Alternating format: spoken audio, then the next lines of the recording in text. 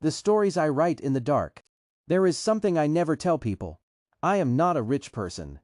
I don't have a big room, expensive equipment, or a perfect life. Sometimes, I sit alone with nothing but my phone in my hands and 1,000 thoughts in my heart. While the world is sleeping, I am awake writing stories for you. Maybe you watch my story for 2 minutes and then scroll away. But you don't know how much those 2 minutes mean to me. Behind every story I write, there is a person trying not to give up. Sometimes I am tired, sometimes I feel like nobody cares. But then I think maybe someone is waiting for another story. So I open my phone again. I write. I rewrite. I imagine the fear, the pain, the sadness, and I put it into words. Not because I have everything, but because I am trying to build something from almost nothing. If one day my stories become successful, I won't forget these nights. The nights when I had very little but still gave you my time. They just added the ability to download stories you're listening to, so you can listen offline now as well. Click the link in the description or the pinned comment to try the free trial of the Chilling app. And after that, it's only $2.99 a month, which makes it completely ad and interruption free. Also, before I forget, April 22nd marks 1 year since we launched Chilling, and they're doing a huge giveaway of a Samsung 70-inch Class 7 Series LED 4K UHD Smart TV, along with a Samsung 4.1 channel soundbar and a limited edition Chilling Year 1 t-shirt. 2 first-place runners-up will receive a $100 gift card to Amazon and a limited edition Chilling Year 1 t-shirt, and 5 second-place runners-up will receive a $25 gift card to Amazon and a limited edition Chilling Year 1 t-shirt. The winner will be announced on May 2nd, and you can find details in the links in the description or pinned comment below. Now on to the stories.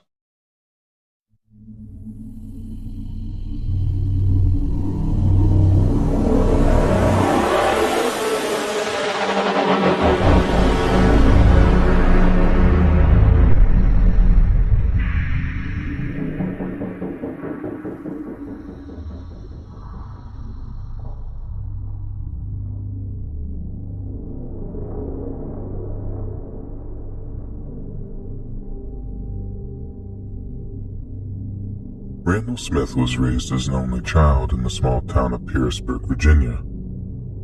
The townsfolk remembered his mother as a nice lady who kept to herself, earning a living in a laundry room at the Giles Memorial Hospital.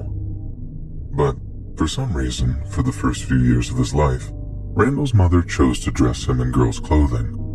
We can only speculate as to the effect this had on the young man, but what we do know is that his schoolmates would later describe him as something of a loner, as well as a habitual liar. He often told tales of money he didn't have or of spurious-sounding adventures he'd been on. This led his peers to calling him LR, an acronym standing for Lying Randall. During his youth, Randall would often go walking the Appalachian Trail alone, finding solace in the rolling hills and deep primordial forests. After high school, Randall earned a living doing odd jobs around Virginia. Some might have fretted at the instability, but Randall relished it, as it gave him the freedom to ramble where he liked. And just like in his youth, he would spend the majority of his spare time wandering the Appalachian Trail, sometimes disappearing for days at a time. The trail stretches for just over 2,000 miles from Georgia to Maine and attracts thousands of hikers every single year, most of which see the trail as a kind of rite of passage for serious hill walkers.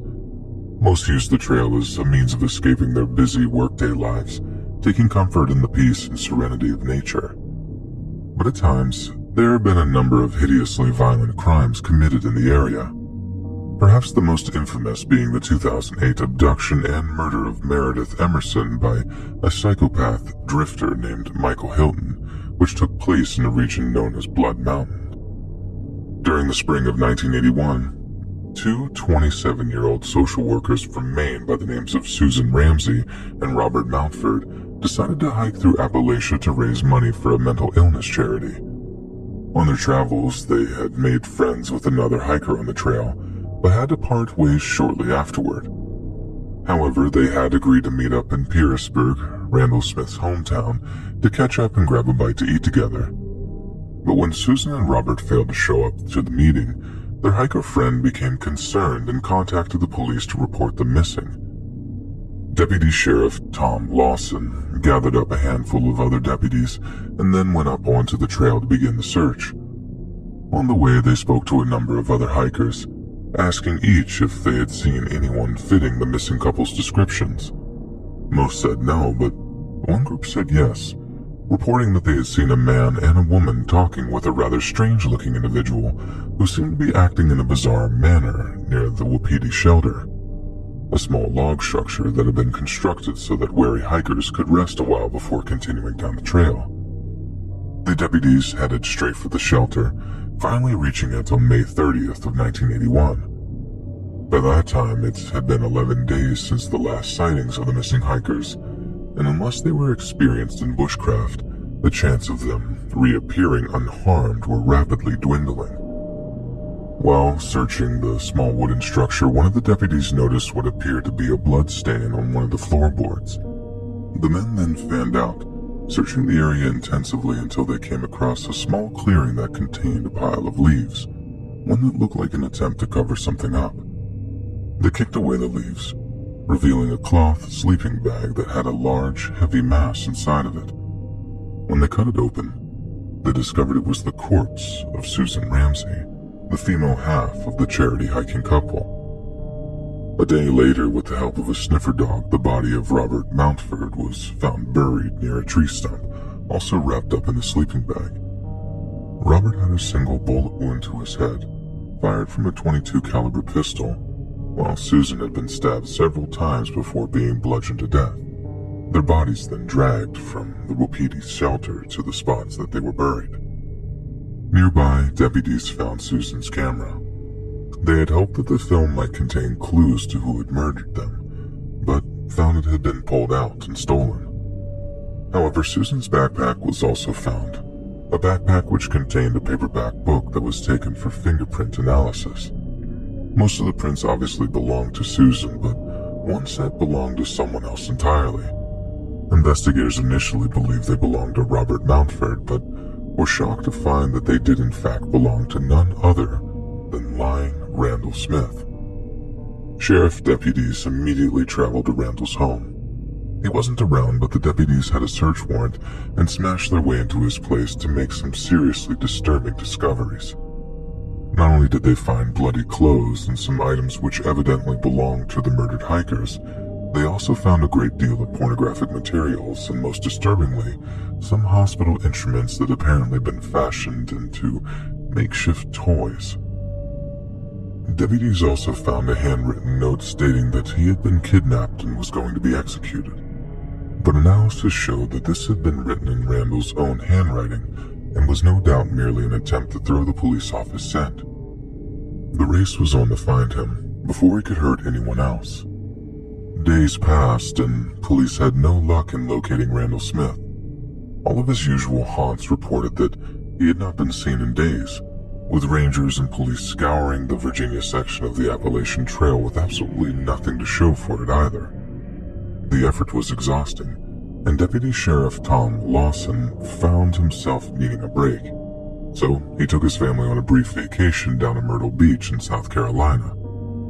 But in some bizarre twist of fate, Deputy Lawson ended up getting a call from the department back home, saying there had been an arrest in South Carolina of a man that was strongly suspected to be involved in the hikers' murders, an arrest in Myrtle Beach, of all places.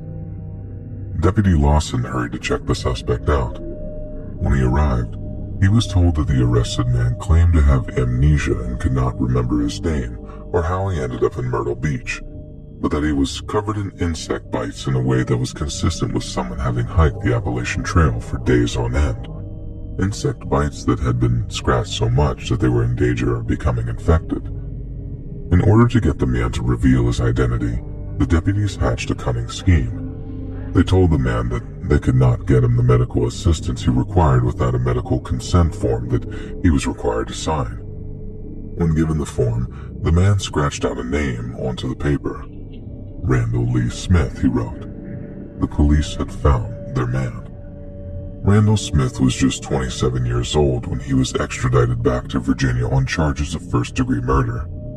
At first, it seemed as if Randall would get the death penalty if convicted, but in a strange turn of events, he accepted a plea bargain that resulted in him getting a 30-year sentence instead of being executed. One of the victim's fathers was an Episcopalian minister who accepted the use of the plea bargain and was generally against the idea of Randall being executed. It was also thought that the plea bargain was the better option, seeing as there was a complete lack of motive in the killing, with prosecutors believing that this would weaken their argument in the event of a trial. The resulting reduced sentence caused outrage among the local community and fury among hikers nationwide. Out of a 30-year sentence, Randall Smith only ended up serving 15 and was released in 1996 after reportedly being a model inmate who never caused any problems in prison. He walked out of prison a self-confessed murderer, but a free man, and returned to Pearisburg as a pariah. Randall lived with his mother until her death in the year 2000. After she passed, he became more and more of a recluse, although just like in days gone by, he spent much of his free time up in the Appalachian trails, and on more than one occasion was spotted chatting with hikers who were no doubt completely unaware of who they were talking to. But even if they did know Randall Smith, the murderer, by his image, they may not have recognized him now. By that time he was 54, no longer the portly young man who had been convicted of killing Susan Ramsey and Robert Mountford. He was skinny, pale, and walked with a slight limp, and his time in prison had hardened what had once been boyish, smirking features. Then, in March of 2008, Randall seemed to give up on life entirely. He took all the pictures down from the walls of his mother's home, packed up a few belongings, then walked off into the woods. He took only a few change of clothes, some camping and fishing gear, and Bo, his dog. For all intents and purposes, to the people of Pearisburg, Randall Smith had dropped off the face of the earth, there one day, totally vanishing the next. But to them, it was simply one less thing they had to worry about, so barely a peep was raised. A few months later, on May 6th, two fishermen named Scott Johnston and Sean Farmer were catching trout up near their favorite spot on a place called Brushy Mountain. It was a beautiful summer's day, perfect for outdoor activities and feeling a little closer to nature. All was peaceful and serene when suddenly they spotted something coming through the trees towards them. It was a middle-aged man with a slight stoop, one who warmly waved before approaching their campsite. The man introduced himself as Ricky Williams. Scott and Sean followed the unwritten code of Appalachia by inviting Ricky to sit and share a dinner of freshly caught fish. Ricky happily obliged them, explaining that he was starving and that he'd been in the woods for weeks by that point and hadn't eaten substantially in days. Scott and Sean could see that this was no lie. Ricky was pale and skinny, and the dog that accompanied him was evidently equally hungry, with its ribs protruding from its fur. The campsite the three men had dinner at was only a mile and a half away from the Wapiti shelter, the site of the hikers' murders way back in 1981. As they ate, Scott and Sean asked Ricky about his life. Ricky replied that he was graduated top of his class from Virginia Tech University and had gone on to write highly advanced scientific papers for NASA pertaining to complex new methods of spaceflight. He also claimed to be extremely wealthy, owning multiple homes in Florida and South Carolina where he would spend time with his wife, who was a runner-up in several Miss USA pageants. Scott and Sean listened skeptically, recognizing that the man's appearance and his tall tales about a high-flying career were most likely a complete fabrication. To them, it was almost as if the man who sat before them was in the habit of lying. It came so easy to him, like it was second nature. As the hours passed and the sun began to dip below the horizon, Scott and Sean began to wonder why their guest hadn't started to make a move back to his own campsite, which was apparently a few miles further upriver. One of them made a comment that he better head back before the inky black of night had truly descended. Falling and injuring yourself on such a secluded stretch of trail could mean real trouble for even the fittest young man, but death for an old-timer. Ricky stayed for about a half hour longer before finding his feet, thanking Scott and Sean and beckoning his dog to follow. "Come on, Bo." But the man's name was not in fact Ricky Williams. The man's name was Randall Lee Smith, and just as he began to walk away from the campsite of his generous fisherman hosts, he pulled a .22 pistol from his pocket and pulled the trigger 4 times. The first bullet struck Sean in the temple. The second shot slammed into Scott's neck. The men tried to run, but still the shots came. The third tore into Sean's chest cavity, while the fourth hit Scott in the rear of his neck. Blood poured from wounds caused by red-hot lead having ripped through their bodies, but still the fishermen hurtled into the woods for safety. Scott had managed to find cover behind a tree as Sean reached his truck, parked in the grass just a few yards away. But as he climbed into the cab of the vehicle and slammed the door behind him, he saw the face of Randall Smith through the window to his left. Randall raised his .22 pistol, pointed it at Sean's head, and once again pulled the trigger. But no shot rang out. The gun hadn't fired. Randall Smith had run out of bullets. As the potential murderer began to reload the .22 pistol, shotgunned the truck's engine and put the pedal to the metal, screeching towards a nearby road with a bullet wound in his head. When he found the road, his headlights illuminated a figure standing in the middle of it. But it wasn't Randall Smith. It was his fishing buddy Scott. He had survived his wounds and had cut Sean off at the road in order to escape. Sean threw open the passenger door and Scott dived in, still holding onto the open bullet wound to his neck that leaked fresh blood upon the upholstery. But although they were in the process of escaping certain death, their chances of survival were horrifyingly slim. Scott was bleeding to death from the wound to his throat. Sean had been shot in the head. The nearest hospital was over 30 miles away, and they were driving on an uneven dirt road in the middle of near total darkness. Their headlights, the only thing to guide them, in woods so deep they had no cell reception whatsoever. And to top it all off, Scott had left his truck behind with the keys in the ignition. There was every chance that Randall Smith was following them, having tasted blood, looking to finish them off. It took just 5 minutes for Scott and Shine to find a house with lights on inside, but to them, those 5 minutes felt like an eternity. As they pulled up outside it, Scott leapt from the cab of the truck and began to hammer on the front door, screaming for whoever was inside to call 911. The homeowner, a woman named Melissa Miller, initially thought it might have been some kind of home invasion and was reluctant to actually answer the front door.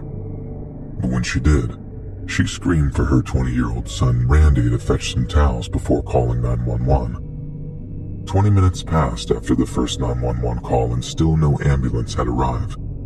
There was a pile of blood-soaked towels sitting in front of each wounded man when Scott asked to use the Miller's family phone to call his mother and father.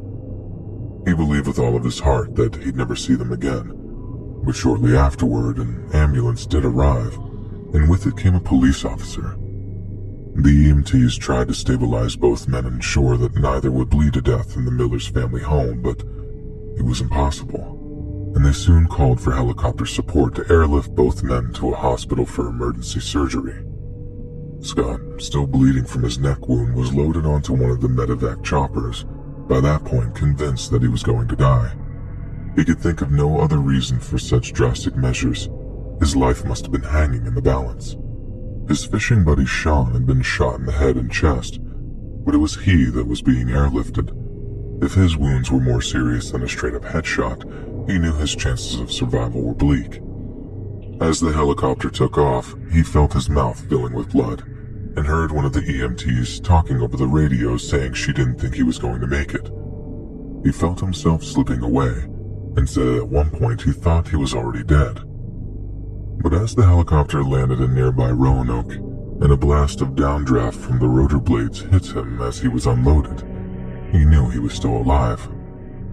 Thanks to the swift actions of young Randy Miller, who had not only helped with fetching towels, but had also managed to get a hold of one of Randall Smith's missing posters, the police knew who the shooter was. Later that night, a Virginia state trooper was driving along a road about 8 miles away from Petersburg when he spotted Scott's stolen gray truck going in the opposite direction.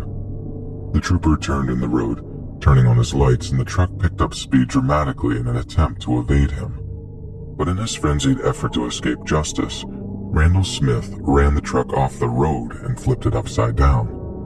The trooper pulled up alongside the overturned truck with his gun drawn, while Smith was still strapped inside of it, the same .22 he had tried to kill Scott and Sean with lying on the ceiling of the truck cab, just out of reach. The trooper caught a glimpse of Randall's eyes with his flashlight and later described them as the coldest he'd ever seen. In a chilling twist of fate, the unconscious murderer was then taken to the very same hospital that Scott and Sean had been airlifted to, and when he awoke, tried to claim the shootings were in self-defense. When Randall was well enough to be transported, he was taken to the medical wing of the New River Valley Regional Jail in Dublin on May 9, 2008. Then a few days later, a jail officer went to give Randall his dinner, but when the crazed killer didn't retrieve his meal, the officer called his name once, then twice, but there was no answer. The officer went to unlock the cell door, finding Randall lying unconscious on the floor in front of him. Medical staff hurried to revive him, but their attempts were in vain, and shortly afterward, Randall Lee Smith was pronounced dead at the age of 54 years old. Forensic analysis showed that there were no obvious signs of foul play. There were no marks on his body whatsoever, and in all likelihood, Randall had simply died of natural causes. So distraught at the prospect of spending more time in prison, so disappointed that his victims had survived the attack and deprived him of the thrill of killing, that he had simply given up on living. His funeral service lasted just 30 minutes, and to avoid any angry displays by the local townsfolk, the service was only announced after he was buried. Randall was buried next to his mother while his dog, Bo, scratched into the dirt during the graveside ceremony. You may be pleased to hear that Bo has since been adopted and given a home with a loving, caring family who feed and walk him regularly. Perhaps the most terrifying thing about Randall Lee Smith is that it seems that there were absolutely no motives to his murders. Scott and Sean could well have been the kindest people Randall had met in his entire life. Two people who shared food and warmth with a total stranger, owing him nothing, but giving nonetheless. In return, Randall tried to take everything from them in a sneak attack that changed both men's lives forever. It seems that Randall killed simply for the sake of killing, because it thrilled him, because it made him feel powerful. And there was no rhyme or reason to his bloodlust, and not even those who were kind and generous to him were safe. Mankind has long fabricated beasts, demons, and malevolent spirits that have only ever been confined to the page or screen. An attempt at creating a kind of uncontrollable fear, a simulation, one intended to distract us and comfort us, because the reality is much more terrifying. Real monsters walk amongst us, looking and sounding just like our friends, neighbors, and family. But they are not driven by love, and they are hungry.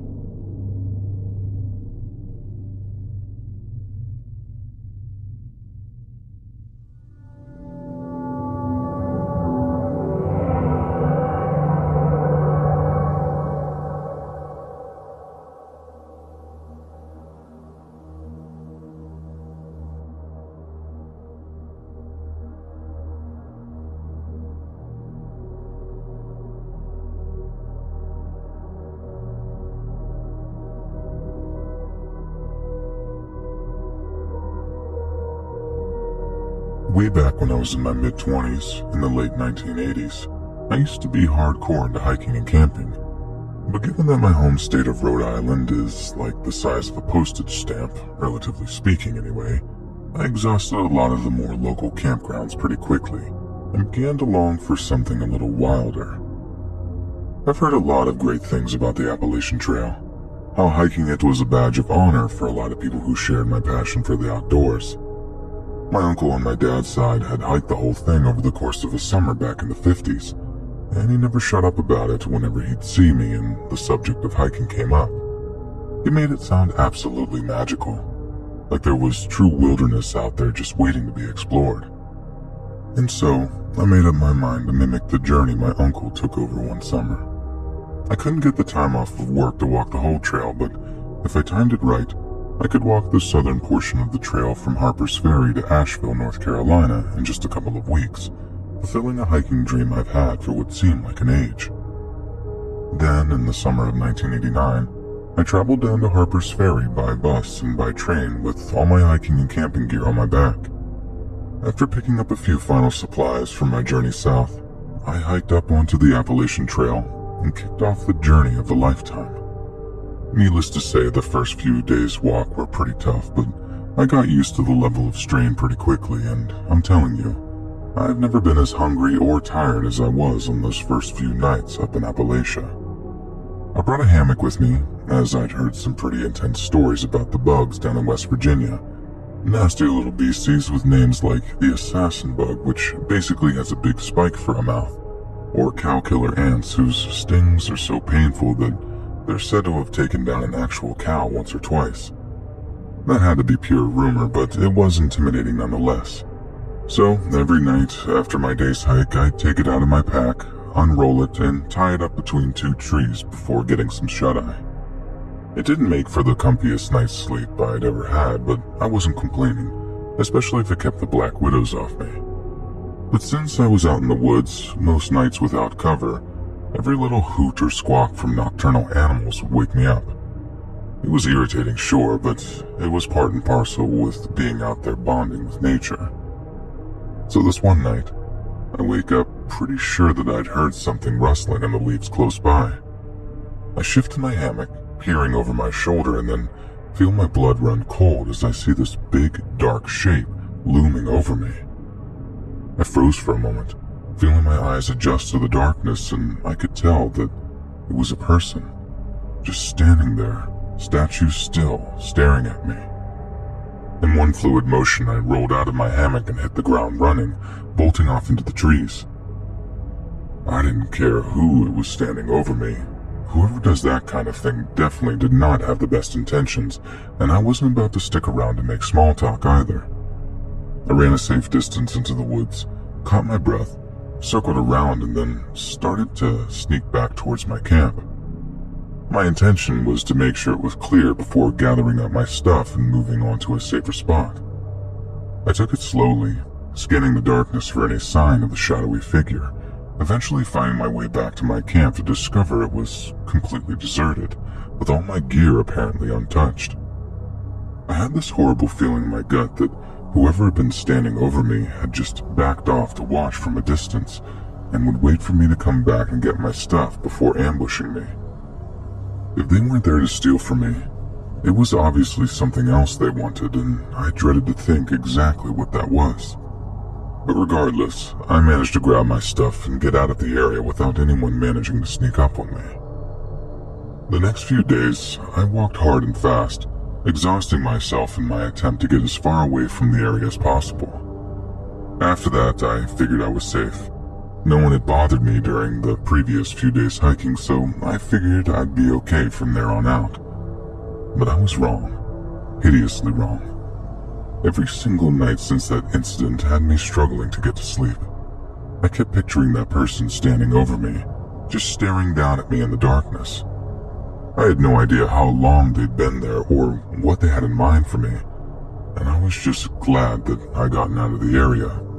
But still, I didn't start to be able to feel safe again until I bought some fishing line from a sporting goods store in one of the small towns I passed through on my way down the trail, which I could then use to make tripwires that ran between the trees close to where I was camping. Then a couple of empty cans of beans strung together, and whoever snagged their foot on the wire would make the cans clank together, alerting me to their presence. I had one big scare when a fox snagged the line, and I rolled out of my hammock with a knife in hand, ready to take on whoever was about to creep up on me, only to see the furry little guy scurrying away into the moonlight. I did end up laughing to myself about that one, and after that, I stopped sleeping with my knife in hand because all it would have taken was one little slip and I'd be in a whole world of trouble. About a week went by, and I'd just about gotten over the whole shadowy figure in the night incident. I had to be almost 100 miles away from where it had taken place, and I'd had no trouble at all on any of the other nights, save the incident with the fantastic Mr. Fox that had just scared the life out of me. So, with the help of my little tripwire alert device, I just started being able to get to sleep without any trouble again. But that night, I woke up suddenly to find that I couldn't move properly. I couldn't bring up my arms up from my sides at all, and the material from the hammock seemed to be pushed up right into my face. I was cocooned by it, like the fabric was wrapped around my entire body. This is only just registered in my half-awake brain when I heard the sound of fabric snapping. Then boom, I hit the dirt, completely knocking the wind out of me. I had no idea what was going on, struggling to break out of the hammock, only I couldn't. That's when I felt the hammock being dragged across the forest floor. Then it hit me. Whoever was dragging me across the ground had bundled me up in my own hammock with some kind of cord, cut the ropes tying me to the tree, and was proceeding to drag me off to God knows where. I screamed at the very top of my lungs for whoever it was to let me out of there, but no one responded. All I could hear was the sound of the hammock's fabric rustling against the forest floor. I knew I had to think fast, or whatever was going on wouldn't end well at all. Like I said, I had stopped sleeping with my knife in my hand or nearby me in my hammock because that was just an accident waiting to happen, so I had absolutely nothing handy to cut through the material and make my escape. Or so I thought. In a flash, I had an idea. A few years back, my dad had gifted his old wristwatch to me. It was a reliable old thing, but I had just one complaint about it. The little latch that kept it tied to my wrist was worn with age and was actually a little sharp from the years of use. I'd managed to accidentally poke myself a few times with it in the process of picking it up or putting it on, and one time it actually drew blood. I knew what I had to do. I unbuckled the watch as quickly as I could, which wasn't easy considering I was getting dragged along the ground in the pitch darkness, and managing to pinch the sharp clasp between my thumb and index finger was even harder. But still, I managed it. And when I did, I began to rake it against the fabric of the hammock. It was just as effective as cutting canvas as it was at cutting skin, and although it took a good few tries, it didn't take long until I could see the subtle glow of the silvery moonlight from the other side. I kept cutting, as quickly and quietly as I could, until there were so many cuts that I could rip myself out of the canvas cocoon like some terrified newborn bursting out of a womb. You'll have to excuse the analogy, but in retrospect, that's exactly what it seems like happened. I was born again that night. I got a second chance at living. Escaping that hammock meant life because I know that staying in it would have meant death. For the second time in about 10 days, I found myself bounding through the dark woods, only that second time, the terror in me dwarfed what I had felt the first time around. I don't even know how I managed to escape. Assuming it was the same figure standing over me the first night, they had somehow managed to track me for more than 100 miles and sneak past my tripwires. They were a far better woodsman than me, probably physically fitter too. I just know by the time I reached the house with its lights on, I turned to look behind me as I was banging on the door. There was no one else around. The family who lived there were kind enough to put me up for the night after I called the local sheriff, who came out in the morning to help me retrace my steps through the woods. We found my camp, but not the hammock. And although I told him everything in excruciating detail, I could tell he was skeptical of my story. He even suggested that I'd gotten lost and frightened in the dark and had just ended up jumping at shadows, maybe even had a bad dream that seemed a little too vivid because of the lack of proper rest, but I knew it was real. Just from the way my palms are sweating writing this back, I'm certain that night really did happen the way I remember it. I never did finish that dream hike. The next day I caught a bus back towards Harper's Ferry, then took the train all the way back to Providence, and I only ever told a handful of people who happened out on the trails. I figured not many would really believe me. They'd just think I was telling a campfire tale or something. I didn't tell my hiking uncle for the longest time. I thought that he'd just gloat or whatever, tell me that I didn't have it in me to do something that tough. But when I finally did share my story, I got a reaction that I definitely wasn't expecting. He just nodded and told me that there were some nights that he didn't think that he'd make it out alive either. That there are people who live up in those mountains who have been outlaws for generations, who live outside of society, outside of the natural order of things.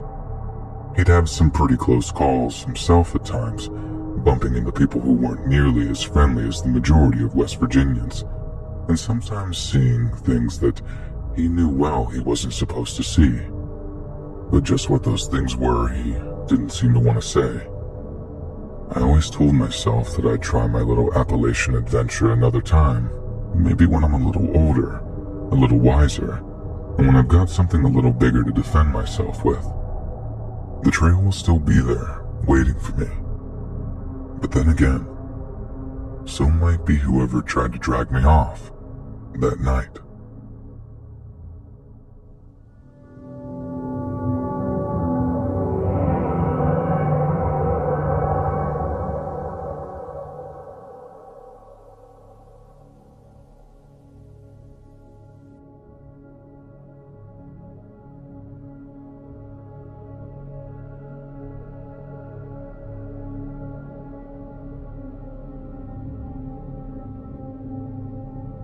Geraldine Largay kept a detailed record of her journey along the Appalachian Trail during the summer of 2013 in a small black notebook.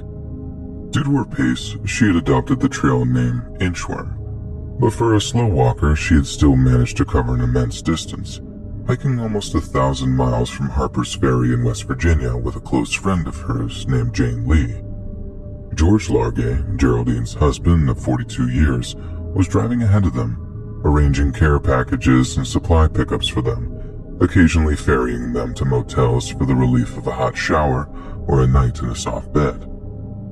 But on June 30th, as Jane and Geraldine reached New Hampshire, Jane was forced into an early end for an adventure due to a family emergency. But Geraldine insisted on continuing the hike. The trail was almost at an end, and she would not give up so easily. Jane will later say that Geraldine had a poor sense of direction, had taken a wrong turn on the trail more than once, and would become flustered whenever she made such mistakes. Then, while she was all alone, Geraldine ended up taking another wrong turn up in Maine, wandering into terrain so wild that it was used by the state's National Guard for military training. She kept writing after she lost her way. Even as her food supply dwindled along with her hopes of being found, she ended up waiting nearly a month in the Maine woods for help that would never come. Geraldine had left the trail in one of its most rugged sections, with thick underbrush and fir trees packed so tightly that the landscape became a maze of greenery.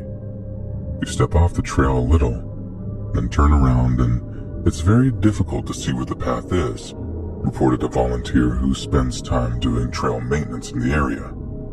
If you didn't know which way the trail was, you could easily walk in circles for hours.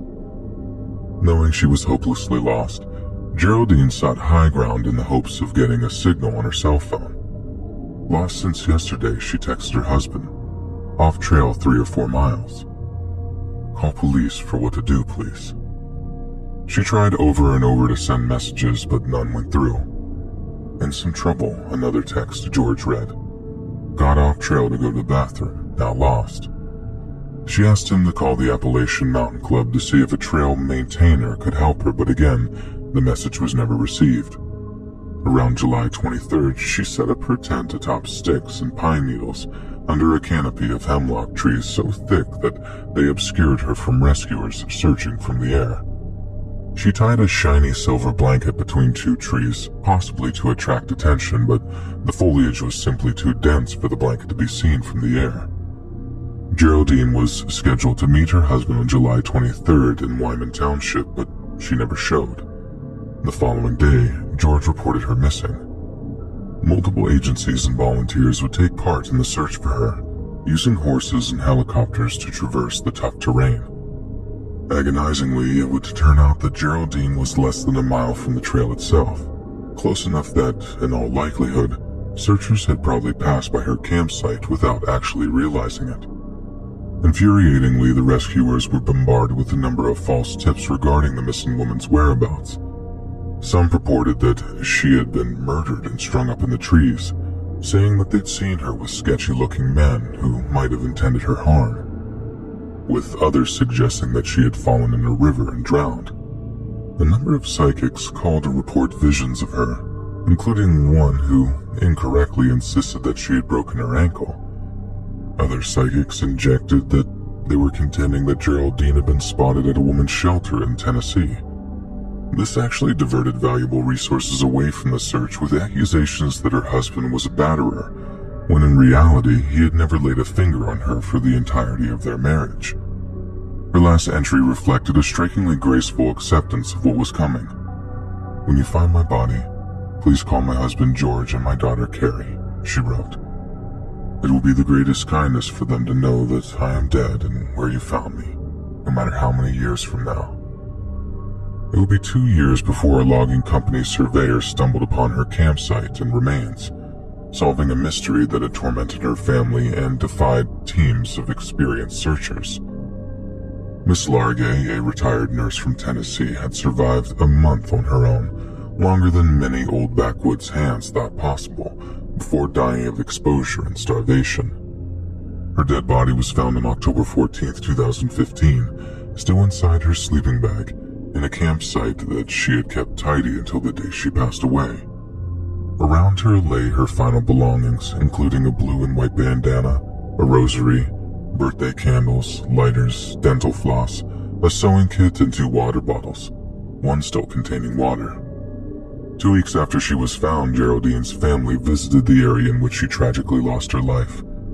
They left a white wooden cross, decorated with messages etched in black marker, one written in a child's handwriting saying, "I wish you were here." It is quite simply terror-inducing that even in a country as populated and settled as the United States, a person can still go missing on a simple mountain trail and vanish almost without a trace, only to be found months later having starved to death in a country where there is such abundance of sustenance and civilization.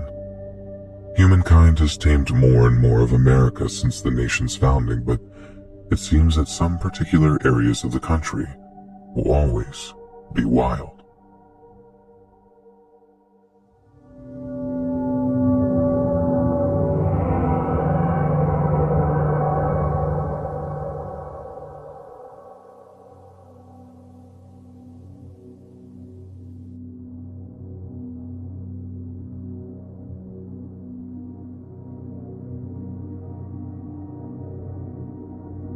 When I was a kid growing up in North Carolina, I was a member of the Boy Scouts of America. I know it might seem corny, but my time in the Boy Scouts honestly made for some of the fondest memories of my childhood. And as much as my friends these days like to make jokes about the deviant proclivities of my former scoutmasters, nothing remotely weird or unsavory ever happened with any of them. There was a lot of fishing, camping, fieldcraft, and community service. Just some good old-fashioned wholesomeness that gave my parents a break from me from time to time. Well, all except for this one time. So one summer, my scout troop goes on this big camping trip up into the Smokies. For those unfamiliar with the term, the Smokies, or Great Smoky Mountains, are a part of the Greater Appalachian Mountains, and are also home to the Great Smoky Mountains National Park, one of the most highly visited national parks in the country. The name Smokies comes from the natural fog that often hangs over the mountaintops, appearing as large smoke plumes from a distance and originate from organic compounds that are exhaled by the local vegetation.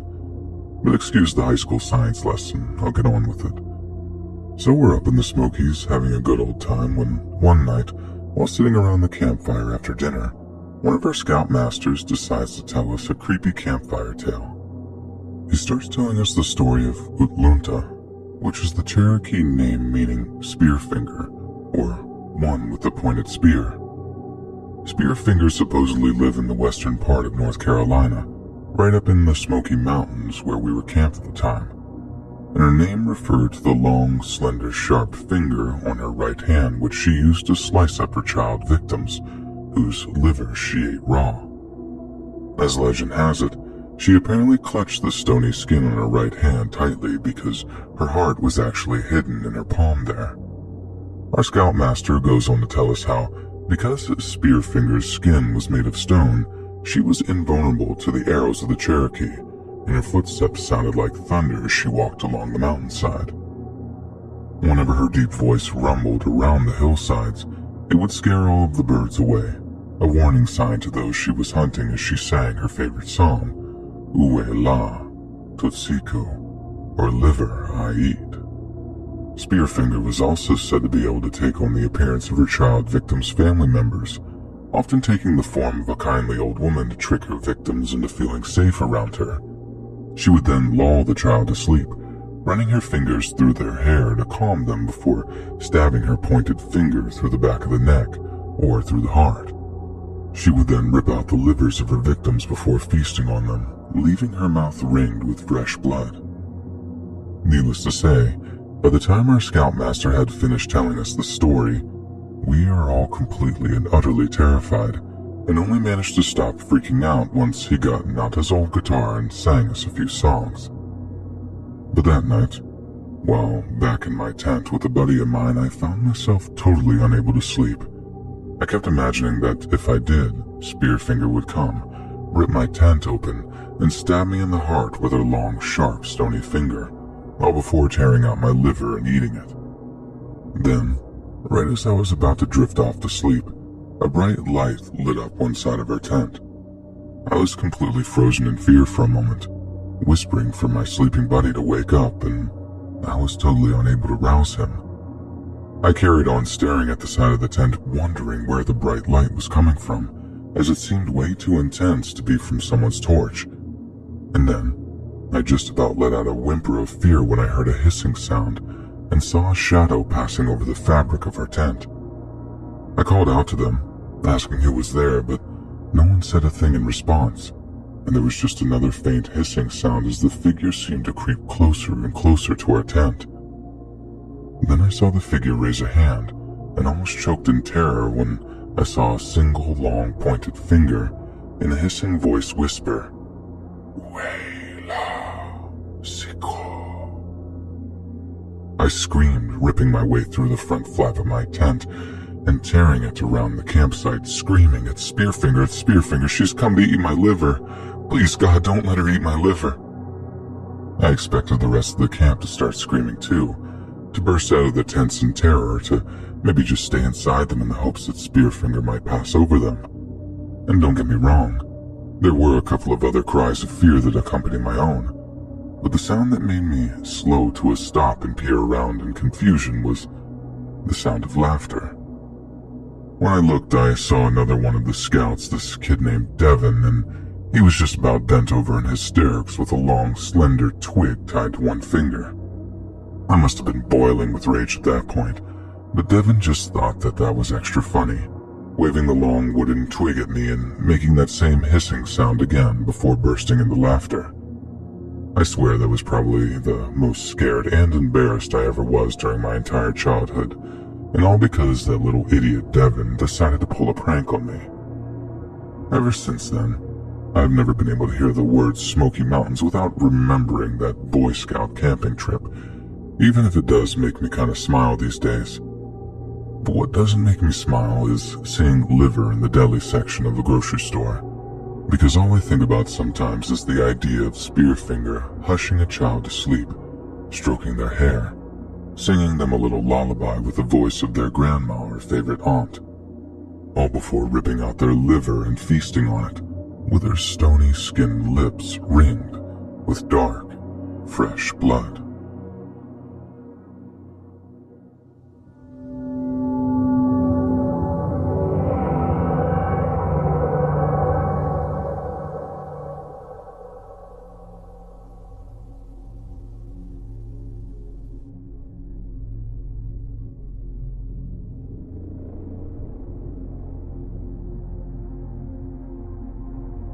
Back in February when this all started, I was working 2 jobs, living with my best friend Lexi and enjoying the high life. Then we got thrown into lockdown, and I swear, Lexi's changed immediately. She was so serious about all the virus restrictions that even when I was in the house, I had to wear a mask. I'm not even trying to downplay this by any means, but she was taking it to religious extremes here. Anyway, after one particular argument about washing my clothes 3 times, one for normal wash, one on heavy, and once a 3rd time just to be safe, I had enough and told her I was going to move out. That was dumb move number 1. I was already out of work, waiting and hoping for unemployment, and really didn't have a place to go. My parents are elderly and live 2 states away, so I wasn't going to risk that. Then I got the brilliant idea to post an ad that I needed a room to rent on Craigslist. Yes, that still exists and is still just as sleazy. Lexi forced me to move out that same day though, calling me all sorts of bad names as she tossed my stuff on her front lawn. I didn't even get a chance to argue. So yeah, desperate times called for desperate measures, and I put an ad on Facebook too with a revealing picture of myself. Call me what you will, but it worked. This older gentleman responded to the ad and contacted me via email. The short message provided me with a small allowance for my gas and instructions on how to get into his apartment when I got there. I didn't ask any questions, although looking back on it, I really should have. You know that saying about too good to be true? Anyway, I grabbed a bite to eat and made it there around 5:30 on foot to save a taxi fee. Place looked nice enough, and I followed his instructions to get buzzed in.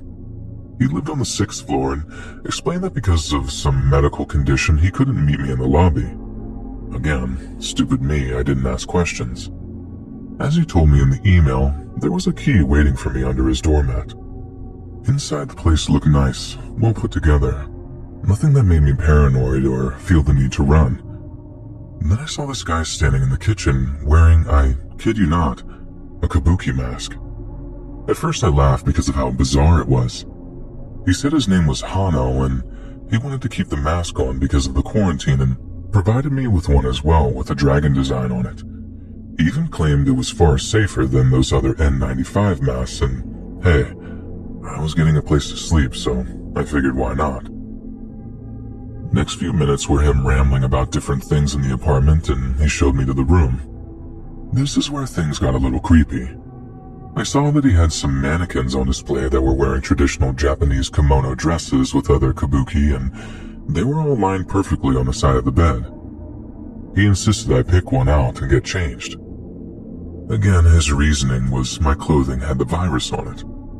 Once he excused himself, I sat down on the bed and tried to convince myself that this was normal. So, he was a little eccentric.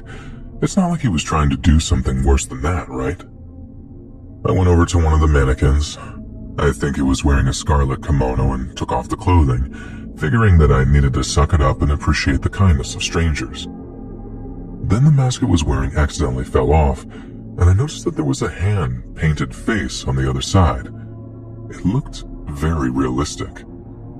Once I got finished changing, I went back to the main room where he was now cooking up a fresh meal, and he complimented me on how well the dress fit. I thanked him and casually mentioned the hand painting. "Would you like me to do one for you?" he asked. "But you only saw me when I first came in," I pointed out, gesturing to the mask I was wearing. "It's alright. I've already memorized you," he said. I told him no, and we ate in awkward silence as my eyes glanced around the room. I think the first thing that really made me concerned was when I realized I didn't see an open window in the place, and that the door had a deadbolt on it. "Do you get a lot of break-ins?" I asked him. And again, in a deadpan voice, he said, "More often than not, it's the other way around." And then a few seconds later he laughed, and I laughed back nervously. He told me that he was going to bed and thanked me for staying with him, but I really didn't feel like I wanted to now. "Hey, I forgot to go grab my phone charger in the car. Where's the spare key?" I remember asking. I was just going for an excuse to get out of there, honestly. This dude had an answer for everything, and this time used my own words against me. "Crime is bad, and it's getting late. You can borrow one of mine and go in the morning." No, I may not be smart, but I knew that staying probably would mean something bad. I got a sixth sense about it, you know? "I have an iPhone. I think you've got Samsung," I said, hoping that my feeling was wrong and that he wasn't being overly creepy. Again, a dead stare and serious voice. "You're not leaving." He said something in Japanese a second after that and clapped his hands. I don't know why I've never noticed that he had some of those sensor lights, and it got dark in the room a second later. My instinct was to scream, but he placed something over my mouth and I felt immediately faint. but somehow I managed to not black out and I elbowed him right in the gut. Everything happened so fast after that. I turned around and grabbed what I think was his head and demanded that he tell me where the key was. I felt something smash against my side. I think I kicked him and managed to hit the wall where the light switch was. I flipped it back on and saw that he had fallen over the couch and one of his ornate antiques had smashed. To my thanks, it was also where the spare key was hiding. I grabbed it up and ran to the door as I heard him cuss something in his native tongue again, but I never looked back. When I got downstairs, I told the lobby I needed an Uber stat. I didn't care about money, I just wanted to leave. I saw the elevator moving downward as I raced out the door, and maybe it was my mind playing tricks on me, but I heard Hano ask the receptionist where I went. When I got far enough away from his apartment, I texted Lexi and begged her to let me back with her. I promised I would never complain about all her quarantine rules again. I told Lexi the whole thing when she did a little digging, and the icing on top of this creep cake is that the guy apparently had been doing this for some time. Apparently he would target young women that were either trying to get out of a bad relationship or family situation and promise free rent, but then turned out to be a total creep, watching them night and day when they stayed with him. Two of the women Lexi said had gone completely missing. It made me think of those weird mannequins, and I wondered if maybe the paintings they did were tributes to victims of a sick mind. I didn't want to think about how he had likely researched about me in the same way, and how easily I could have wound up on that missing persons list.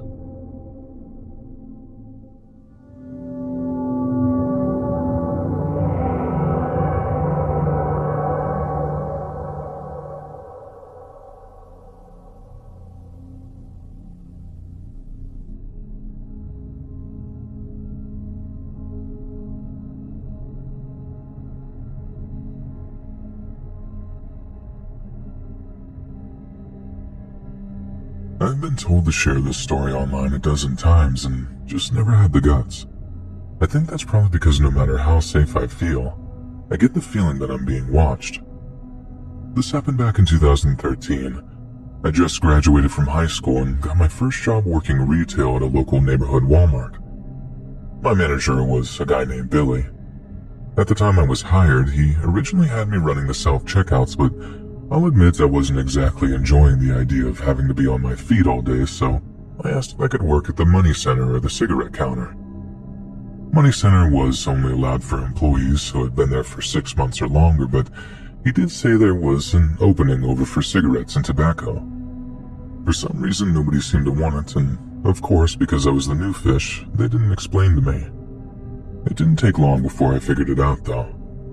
There was this underage kid that came in frequently and tried to buy some Marlboro Lights. And of course, I always asked for ID, and that scared him away. Well, at first he did. Then he started showing up later in the day when it was near the end of my shift, and he was becoming a lot more insistent about cigarettes. Finally, I got his name. He claimed that it was Matt. Honestly, I don't have a clue and still don't to this day. First, I tried to be firm but friendly. Matt, I like you, but this stuff can ruin your health. Matt, I don't think you realize how addictive these things are. Sometimes he would just stop by and chat, and I got the impression that he was starting to flirt. That was when I decided to switch from being nice to laying down the law. Matt, if I report you to the cops for coming in here and pestering me about smokes, you could get thrown in juvie. I remember warning him. I figured that would end the conversation when he hightailed it out of there. That evening on my way to my car, though, Matt approached me in the parking lot. Honestly, it felt like he had been waiting for me to clock out. I hurried to my car to leave, but he was right there behind me. I reached for my keys where I normally keep a small can of mace, but he moved faster, grabbing my purse and running off across the lot and jumping over a nearby fence. Of course, I reported the whole thing to the police, and they got permission to check the cameras. Somehow Matt seemed to be aware of where the cameras were positioned because none of the angles showed his face. The cops told me to call again if I got bothered again, and my manager said they would get security to walk me to my car each night.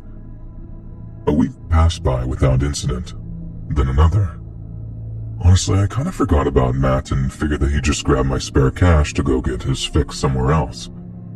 A month or so later, I was on Facebook when I got a friend request from someone named Leon Carroll. No profile pic, no info besides just generic stuff that looked fake. And then a message. "You're really pretty." I ignored it, then I got 3 similar messages from other dummy accounts. Again, I ignored them all and reported it to Facebook. Been around the block enough times to not respond to those scams. And I didn't put 2 and 2 together until another message came in with a picture of my house. "Stop ignoring me," the message said. Something in my brain clicked that this had to be the kid from Walmart, so I called the cops then and there. Living in a small town, we don't have a cyber unit, so again I felt like I was wasting my breath. "Sounds like it's just an admirer to me," was what one officer even dared to tell me. When I got off of work that night, I found that my admirer had also decided to vandalize my car. "Stop ignoring me" was sketched out in bold letters on my front door that night. I felt like I just couldn't make a move without this weird kid knowing. Every day on my break, he would send a different anonymous message, usually something really perverted, and expect a response. It was unnerving, but I tried to act like it didn't bother me. Again, a week passed and it seemed like he had given up. It was nearly the holidays by this time, so I decided to go to a nearby Sprint store and get a new phone and make new social media so that Matt would stop bothering me. The next 2 weeks felt like a godsend. I didn't have any more threats or weird texts from dummy accounts. I felt brave enough to even create a dating profile again. I matched with a guy named Richard who asked if I could meet up that night at a local outdoor restaurant. I was feeling confident and didn't see any reason not to. When I got there, I was dressed up, thinking I was going to meet a 20-something guy. Instead, when I got there, I saw who else but this kid sitting there. I think the creepiest thing was how well dressed he was. Not the scruffy little guy I had encountered a few weeks back. Instead, he was dressed to impress, and when he saw me, his eyes sparkled and he ran to meet me. "I was starting to think you wouldn't show," he said. "Matt, what are you doing here?" I asked.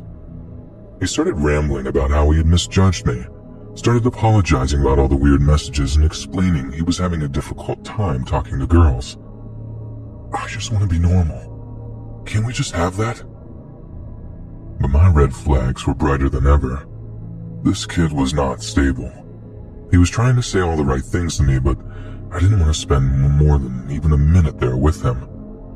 Somehow I managed to convince him that I was going to freshen up in the bathroom, and when I got there, I dialed 911. They got there about 6 minutes later, and I remember hearing Matt screaming and trying to fight them when they told him that he had to come with them. Later on, I found out that he actually had brought a knife with him because one of the officers said that he had tried to pull it and they tased him. He was sent to juvie, just like I predicted. I later found out that he was staying at the local homeless shelter and apparently kept a whole binder full of photos that he had taken of me. Some of them had weird love notes attached as well. Honestly, I feel sorry for the kid.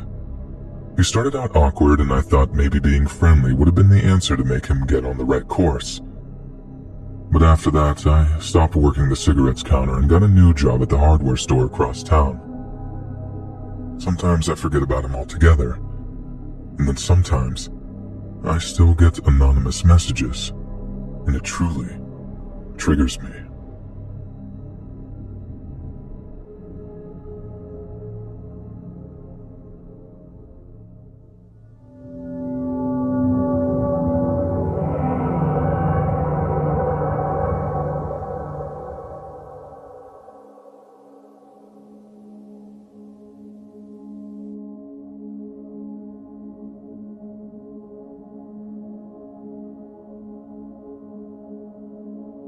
My family decided to take a road trip in the summer. Restrictions were lightening up in our state, and we really were sick and tired of being cooped up. So my wife suggested we surprise her folks upstate and drive to see them.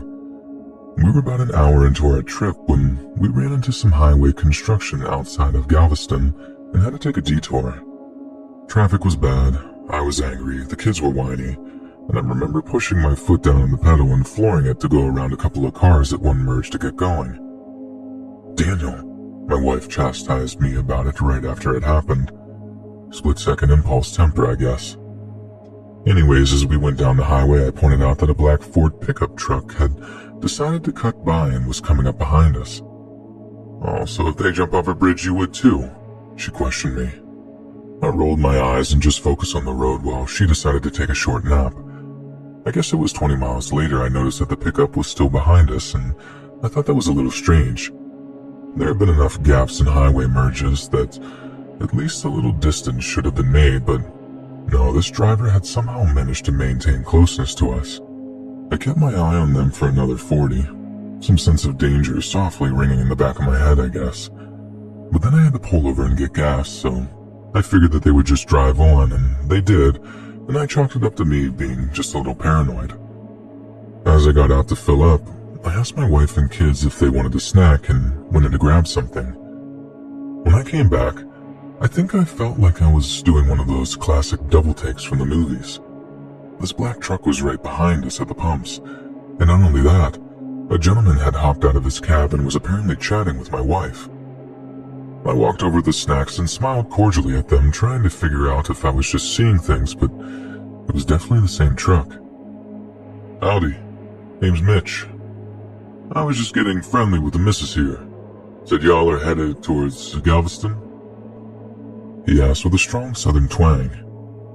"Yeah, family road trip. You?" "Oh, just about the same." "Nice.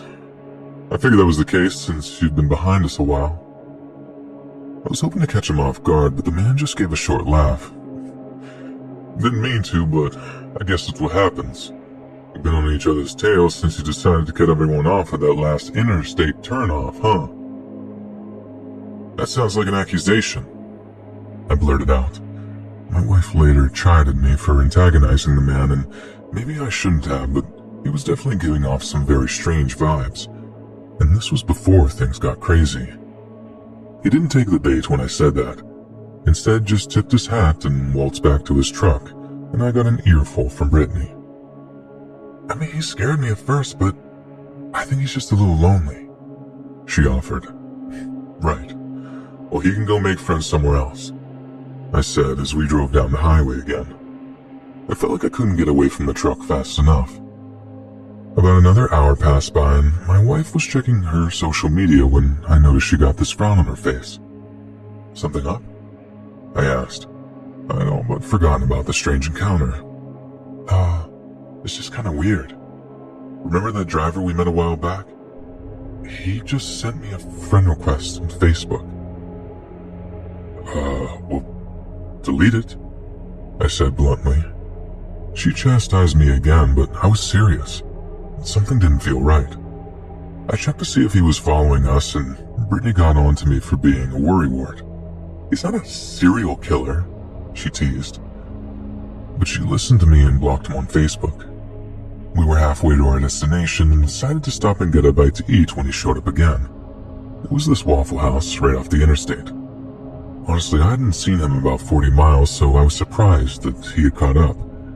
He just came in, ordered his food, and sat down. Brittany said something about it, and I told her to ignore it. I kept getting this feeling that he was watching us as we ate. Finally, she had gotten tired of my paranoia and walked over to this guy's booth. "My husband wants to know if you're following us," she said. The guy just laughed so loud I think the whole diner heard him. He rattled off some flimsy excuse I didn't buy and then asked if she got his friend request. I was furious and got up and grabbed her hand. "Look, I don't know what your problem is," I said. Then this guy stood up and looked me dead in the eye like he was going to fight me then and there. One of the waitresses told us to take it outside, but I chose to leave before things got serious. When we got on the road again, Brittany realized that she had lost her phone at the diner. "Let me use yours so I can Google where it's at," she told me. Using that Find My iPhone feature, she soon saw that it wasn't at the diner. It was moving down the highway towards us. I knew it had to be the driver who found it and took it. Oh my God, is this guy seriously stalking us? I asked. My wife panicked and tried to call the phone, but it went straight to voicemail. Then she started checking her social media. Daniel, this is scaring me, she said as she showed me that he had taken multiple pictures of our car as he had followed us for the last several hours. Call the cops, I told her as I tried to check my mirror and see where he was. About 5 cars behind us. Okay, there's a rest stop ahead. Tell them that we'll meet them there, I said as she got on the phone with someone. They're saying it could be another 45 minutes since we're so far out, she said frantically as I pulled over. Right on cue, the other driver did too. Right. Stay in the car then, I said when he pulled up behind us. Honestly, I was prepared to defend my family then and there, but this guy took it to another level. He pulls out a sawed-off shotgun from his passenger side and aimed it toward me, blasting straight at my tires. I fell to the ground and shouted for my wife to do the same. He did so again on the driver's side and drove off. When the cops came, I did my best to offer a description of him and his vehicle, and they gave us phone numbers for a tow to the next town. We made it there a little after dinner, and honestly, I was so shaken and rattled by the encounter I just wanted to go home. We even added the additional social media profile, hoping that it could help them find the person. And a few days later, they told us that they had found the vehicle. It had been abandoned somewhere, and apparently it was registered as stolen. So we had no clue who this guy was. The worst part about this whole story is that it's not really over. Every so often, my wife will see pictures of our car on social media, and know for a fact it's gotta be the same guy.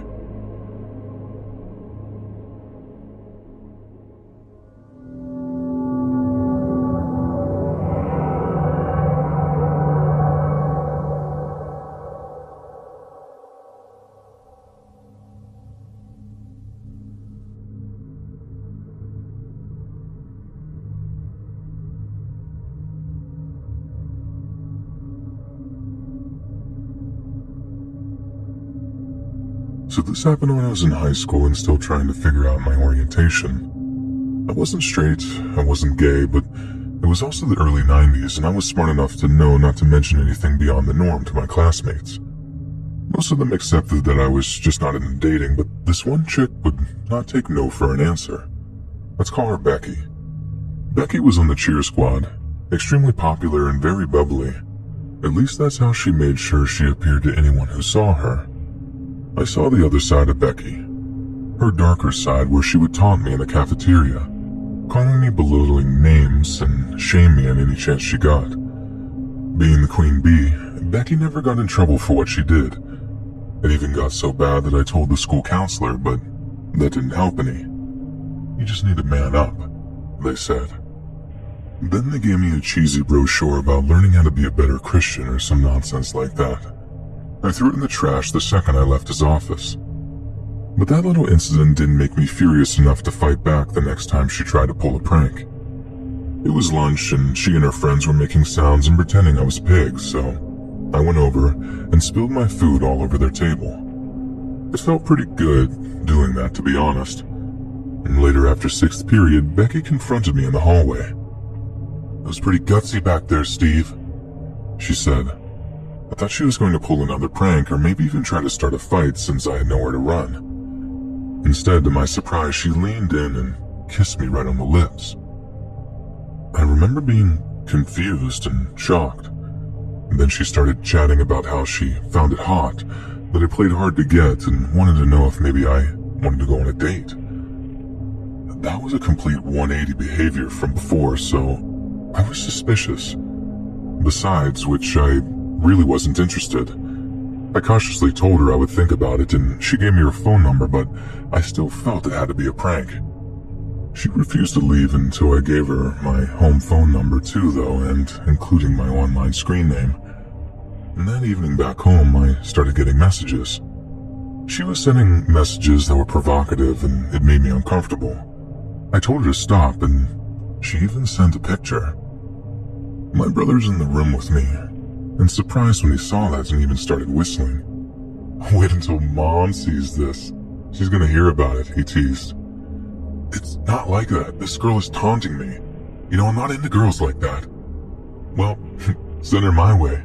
She's hot, he said. I remember rolling my eyes and shooting messages back to Becky, thinking it would possibly end this whole charade if she found out that I told my family. To my surprise, she agreed to start chatting with my brother. Things kinda escalated quickly after that. Becky became my brother's girlfriend in less than a week and was over to our house 2 or 3 times during the week for study sessions. My parents weren't the brightest bunch, but insisted that I chaperone them.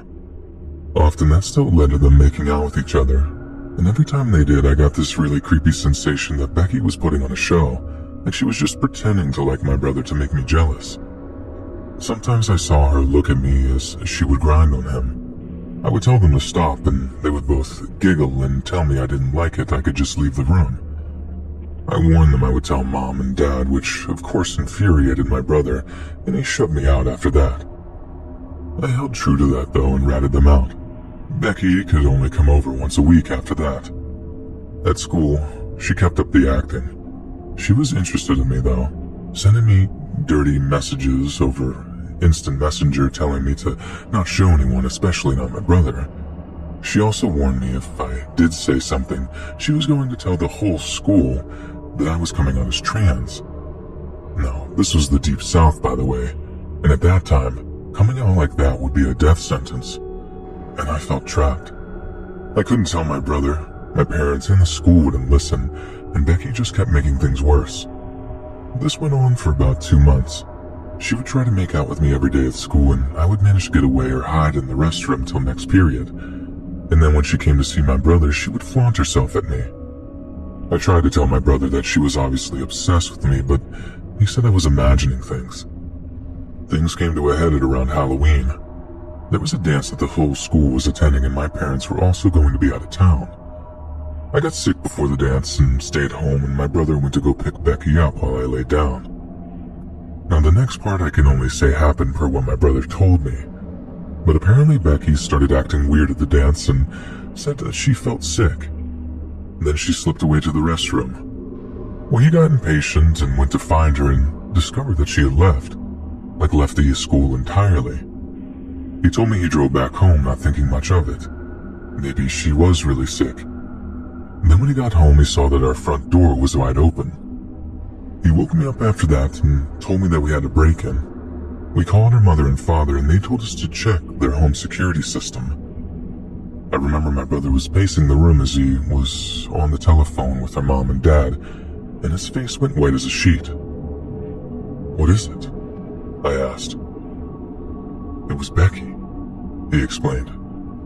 I didn't understand at first why she would break in, but he explained that according to Mom and Dad, she had brought a camera and came up to my room where I was sleeping and just took pictures of me, like for about 20 minutes until my brother got home. After that, my brother broke up with her, and my parents refused to let either one of us have anyone over to the house for like 6 months, and we filed a restraining order against Becky and even used the security footage as evidence.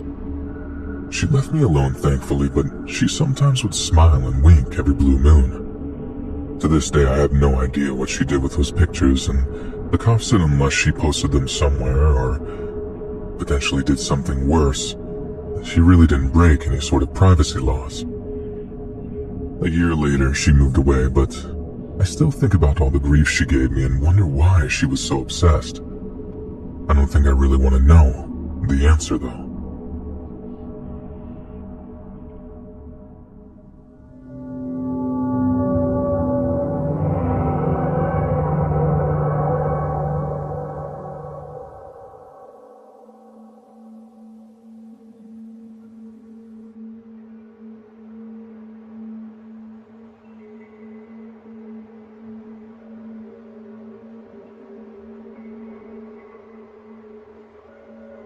All those posts on my Facebook feed about New Year's resolutions have had me thinking about an experience I had a few years back that I still have a hard time dealing with emotionally. Anytime I think about it, I actually feel like my stomach gets in knots and I need to vomit. It was that bad. This isn't actually my first experience with a stalker, but it's the one that comes fresh to my mind this time of year. It was February and I had just gotten my tax refund, so my best friend convinced me to join her local Legends gym. I told myself this was the year I was going to make a change and get healthy. I think everyone says that. Anyway, what I really liked about this gym was that they would give all members a passcode and you could come at weird hours to work out. Since I usually have to work a split shift as a CNA, having the chance to swing by the gym super early when I clocked out was a blessing. Usually I'll get off around 2 in the morning, so of course there weren't very many people using the equipment. It was like a literal ghost town. A little creepy though, especially since they had obnoxious 80s music constantly on repeat throughout the entire building. I settled into routine with that gym, first a short shower and then heading over to the ladies only section. That was another thing I thought was nice about the place. Fellas, don't get me wrong, but I am a bit self-conscious and I prefer to do my workouts in private. In that separate part of the building, I was usually the only one there.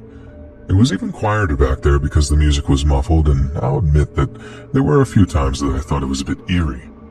Sometimes you hear something and at that time of the morning it gives you the jitters, you know?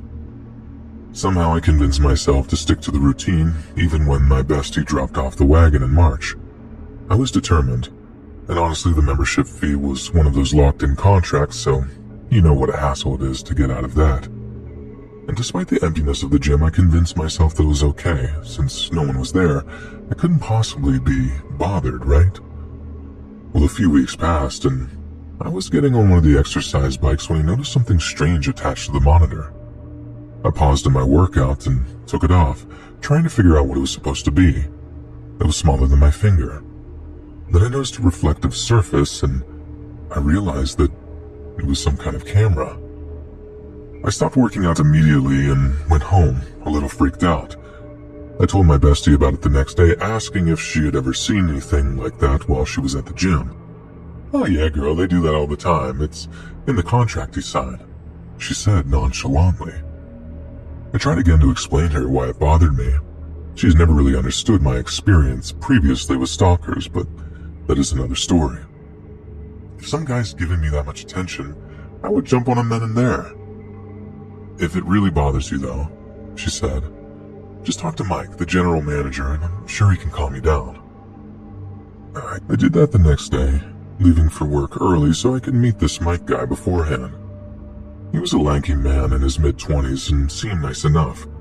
And when I told him about the camera, he did actually show genuine concern. "Huh, that is weird. And you found it over where?" I guided him over to the bike and showed him where it was attached. It's definitely not one of ours," he told me. He promised that he would look into it and figure out if someone was tampering with the machines, but just the confirmation that it was apparently a hidden camera made me feel extremely on edge. I stopped going to that gym after that, and my mind constantly was conjuring up crazy scenarios about maybe one of my exes having found out that I worked there. I'd managed to break away from 2 obsessive ex-boyfriends before, and it literally made me panic to think that one of them might be back in my life. I was trying to get my life right, and I didn't need this drama at all. I think a day or 2 passed and Mike contacted me. "Hey, I think we figured out who was messing with the equipment, but there's a problem," he said. And that didn't sound good. I remember my heart dropped when I asked why. "Well, on camera I can see them coming into the gym when another member enters. They go work out casually for a few hours until the building is kinda empty, and then I spotted them slip the camera on the machine and leave. But when they leave and enter, they don't scan a membership card. I'm pretty sure whoever this is, they actually aren't supposed to be here." That made me even more freaked out. I asked if I could come by the next day to check the cameras and see if I recognized the person. I was completely convinced that it had to be one of my exes. When I got there the next day, I even insisted that my bestie come with me. I felt that paranoid going into that gym again. We watched the security tape together with Mike, and I kept waiting for him to identify who the guy was. But much to my surprise, he told me it was a girl. Some tall, blonde, fit chick that came at odd hours, always waiting until a member entered or left. I didn't recognize her at all. I checked the times. It's probably just a coincidence that they chose that machine. They weren't targeting you. Anyways, we put up a warning to anyone else. We don't want any pervs in this facility, obviously. Mike told me. I did feel a sense of relief after that, and Mike did post a grainy picture of the perpetrator near the front desk, so I actually convinced myself to start working out again. It didn't take but 2 days before I saw this blonde at the gym though, and I swear seeing her in the flesh made my blood run cold. Like Mike said that she waited until someone came into the building and slipped in. Then she would go work out in the ladies' room. When I was there, it was just me and her. And I got this really weird feeling that she was just watching me. I mean, was it her? And was I the one being targeted by her? It was just really confusing. I thought maybe I should confront her, figuring out if it was her and what she wanted. But she left before I mustered up enough courage. When I left though, I found out that someone had taken my clothes from my locker and I panicked again. I knew it had to be a mystery stalker. I canceled my gym membership after that.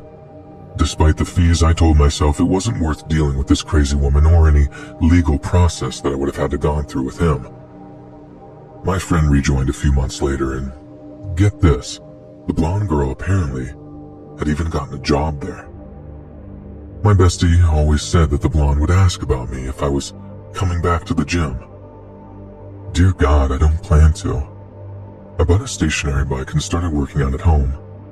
I think she quit a little after that when she realized that I wasn't coming back, and it was so hard to pin it on her. I still wonder what she was doing, why she was constantly filming me, and whether I should still be on edge.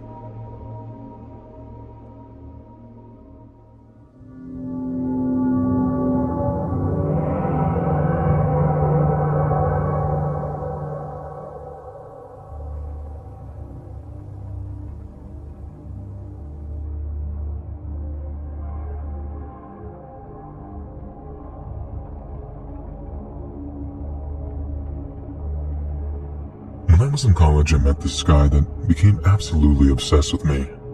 Didn't matter that I was dating someone else. Didn't matter that I told him to leave me alone. It got so bad that I actually had to fail some of my classes and leave campus. He was getting his associate's degree in cosmetology, and we met after class one spring morning. I was friendly to him, introduced him to my boyfriend at the time, Craig, and we went our separate ways. I remember telling him I thought it was neat that he was going to become a hairstylist. Not many guys I knew got into the field. He was a little awkward and shy, clearly still didn't know how to talk to girls, but he thanked me and said he hoped to see me in class soon. That night he sent me a friend request on Facebook, and honestly I didn't see the harm in responding. His profile said that he was from the same neighborhood as me growing up, and I decided to be friendly and ask about his family. He responded almost right away, teasing that I had stalked his profile and said that he grew up almost a block from where my parents lived. Yeah, it's crazy we never met before, I told him. He admitted that he didn't know me or remember ever seeing me, but he did say that he thought my name sounded familiar. Nothing about the conversation would have led me to think that he was going to go completely bonkers in less than 24 hours. I told him that I hoped to get to know him better in class and logged out. I always turn my phone off at night so I can get a good night's sleep. Even my folks know that. If it's an emergency, I can't help anyway, I always say. The next day, this dude has sent me at least 300 messages. Probably more. My phone blew up with all these notifications, and it took me a minute to figure out what was happening. I read them through as fast as I could, and honestly I don't remember much about it except that he went off the rails very quickly. First apologizing about not knowing me, then making up some experience where he thought maybe he did know me. Then he was rambling about his life, his problems, and how no one understood him. I was beginning to feel he was mentally unstable, if the plethora of messages wasn't already evidence enough.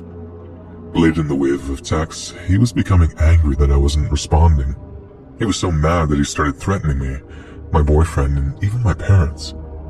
Rambling about how he knew that I was a pathetic excuse for a daughter, that I would never amount to anything, and that I should just give up and die. It freaked me out so bad, so I just deleted and blocked him immediately. I told Craig about it, and he told me not to get too worried. I'll stay with you when you go from class to class. We have the same schedule, so if this weirdo does try something crazy, I'll be right there," he told me. That sounded good and all, but the next day, Craig had to go see about his car. He was never good at keeping his word, so when I went to class, this dude followed me the whole way. He kept his distance and didn't say anything, but I knew he was following me. He sat behind me in the seminars we attended too. I mentioned to the teacher, not wanting to cause any problems, just that I was freaked out. The teacher actually had the audacity to call him out right there in class in front of everyone and tell him to say that he would stop bothering. I felt humiliated and frustrated because I knew this guy was borderline sociopathic from the texts I had gotten.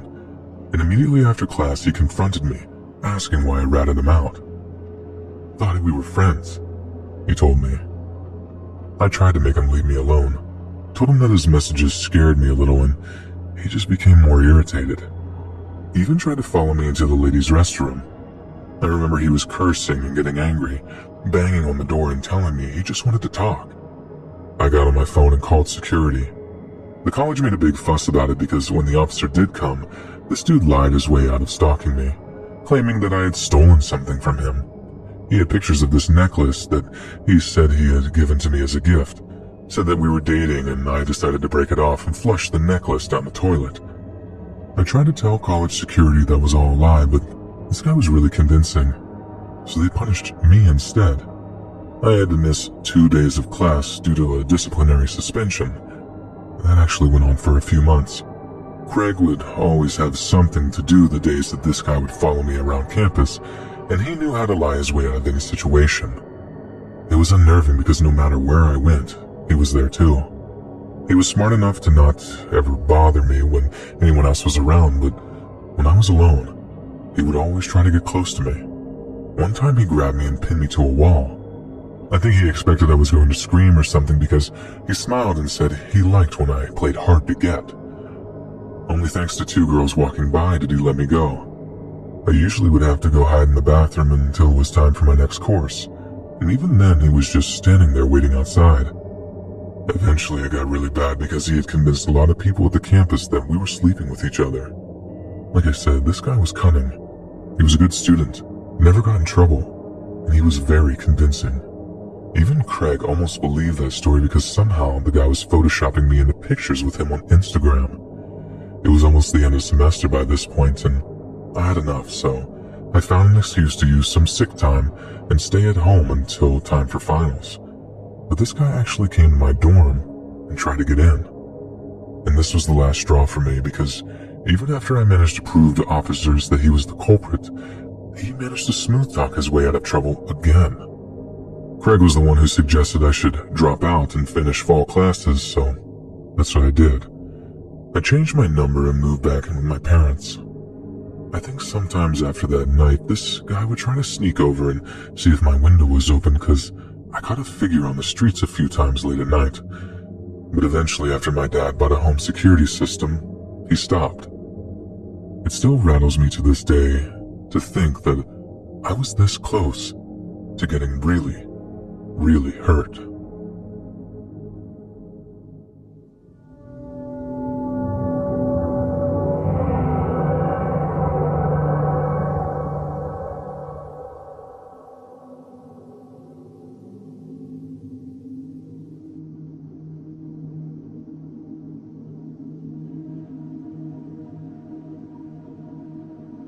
My mom owned a truck diner, and when I was little, I helped out by waiting tables.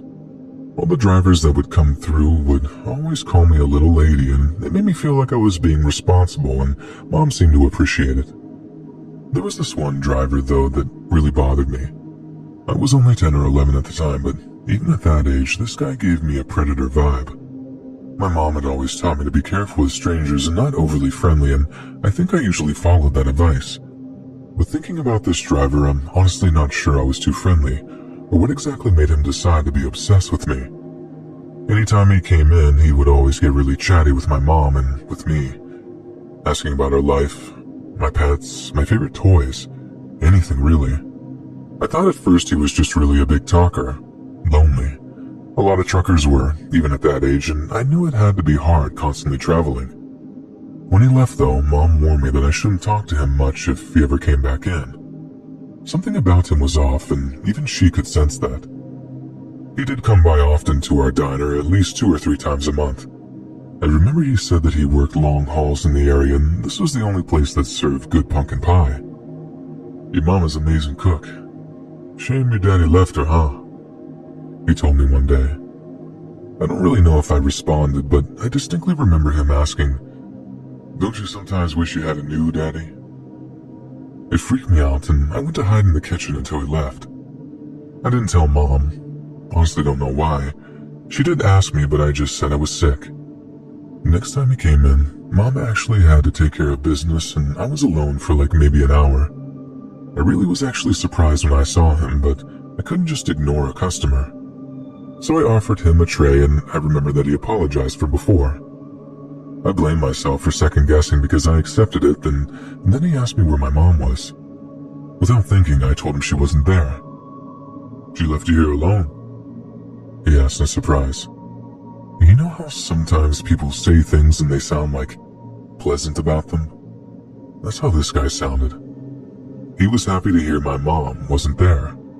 He asked when she was coming back. I told him I didn't know. And then he said something out of the blue. "Do you like dogs?" I was 10. Of course I did. "I have a puppy on my truck. Wanna go see?" I think my lucky stars my mom taught me not to be so gullible. I was uneased by the offer and told him that I couldn't leave the diner unattended, especially since Mom wasn't there.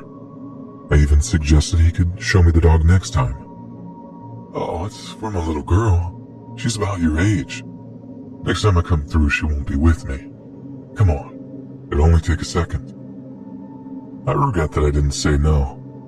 I think honestly I was scared he would do something if I did say no. He insisted that his truck was right outside, and I followed, but I really did feel scared out of my mind. I saw his big truck and stopped about 10 feet away. "You gotta get up in the cab," he told me, and I shook my head no. "Ah, come on. I have a toy in there too. You said you liked Barbies, right?" I was surprised that he remembered, and then he really surprised me when I saw he wasn't lying. He reached into his truck and took out this brand new in-the-box Barbie doll. And I saw the dog too.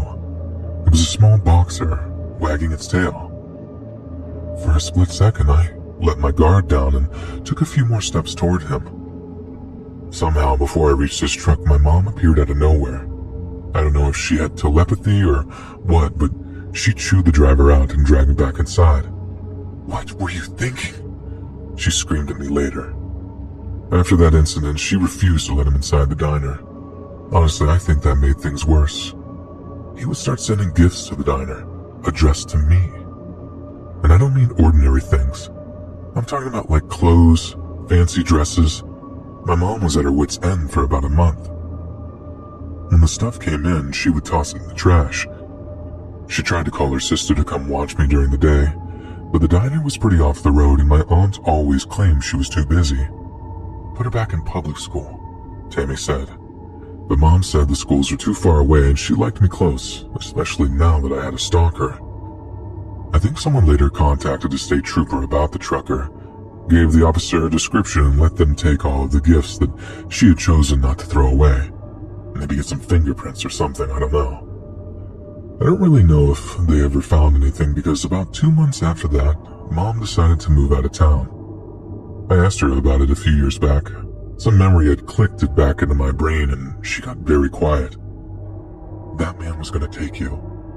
I think he probably would have killed you had I not been there that day," she said with a shudder.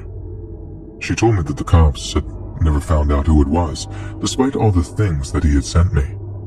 And creepiest of all, she told me that he had sent me love letters.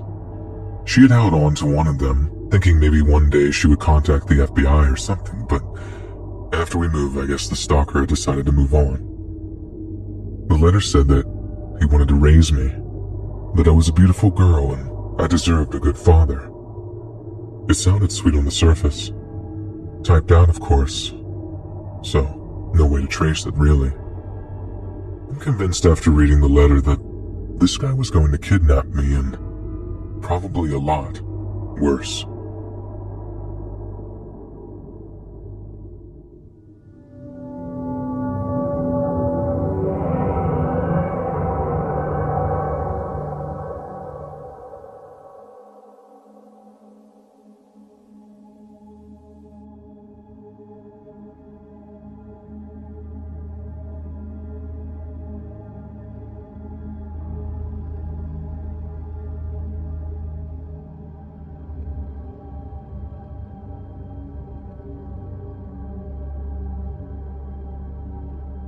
Considering its origins are rooted in a hot or not ripoff that was dreamed up in a Harvard University dorm room, it's all the more astounding that Facebook has become one of the most powerful information and communication tools in the history of mankind. Millions upon millions of people around the world use Facebook to keep in touch with one another. They use it to organize social events, wish each other happy birthday, and have pointless arguments about everything from politics to whether or not pineapple belongs on pizza. Yet there are those that use Facebook for considerably more nefarious purposes. Not simply park runs or bake sales, and such uses have raised some serious questions over the past few years that have actually ended up with the head of the company being questioned in front of the United States Senate. What follows is just one of many cases in which Facebook has been used in direct contravention of its founding purpose, to break down the social networks that make up our society instead of enriching them. 32-year-old Stephen Carrillo first met 30-year-old Robert Justice in the flesh when he picked him up from the San Leandro train station in California on May 29th of last year. It was their first meeting, yet the two were already very familiar with one another, having talked back and forth online for quite a while. They had met in a Facebook group that catered towards those that identified as being members of the so-called Boogaloo movement, a group of anti-government meme lords who loathe the federal government. Some members of this movement toy with the idea of starting a second American Civil War. Others seem deeply committed to doing so. Using Facebook as a means of communication and organization, Stephen and Robert formulated a sinister plan to drive out to a BLM protest in Oakland, where they would seek to launch an attack on federal law enforcement officers using the unrest as cover for their actions. And in a swift and brutal strike, a federal security guard named Dave Underwood would be shot dead, with another of his colleagues being severely injured in an incident that marked a summer of violence across the entire United States. The murder was planned to coincide with massive national protests against the death of George Floyd, the African-American man whose tragic death whilst in the custody of Minnesota police caused worldwide outrage. Stephen Carrillo and Robert Justice saw the protests as a perfect cover for their sinister plot. Protests they could use to camouflage their own twisted agenda, which sought to further split an already divided country. A short while after some of the more violent protests erupted, Carrillo took to the Boogaloo Facebook group he was a member of to post, "Go to the riots and support our own cause." Their cause being the desire to spark a second civil conflict. Use their anger to fuel our fire. Think outside the box. We have mobs of angry people to use to our advantage. Over the past 6 years or so, Facebook has increasingly become the place where extremist fringe groups of all creeds come together and plan events, be they demonstrations or outright violent attacks. It's one of the handful of platforms on which anti-government, pro-gun protesters coordinated demonstrations over quarantines.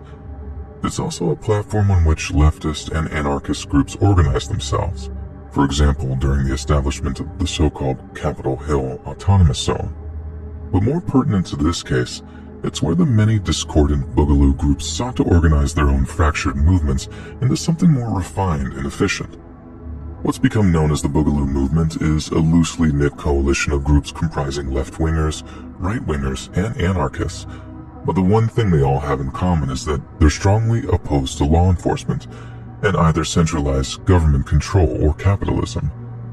Bizarrely enough, the name seems to originate from the 1984 cult breakdancing movie Breakin' 2 Electric Boogaloo, but has evolved to become a jokey reference to either violent activity in general or in some specific cases, what many see as the inevitable Second American Civil War.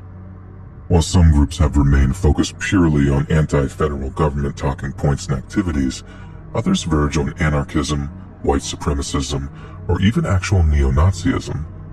When I say Nazism, I'm not talking about anything right of center, which some more cynical members of the left wing might call Nazism.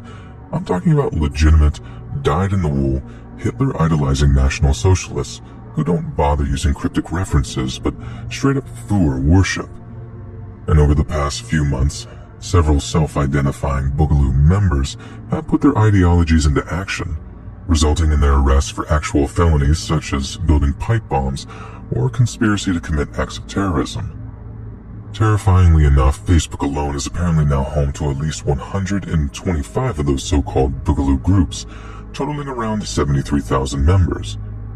Research has shown that more than half of the groups were formed between February and April, a time frame that matches the implementation of certain lockdowns.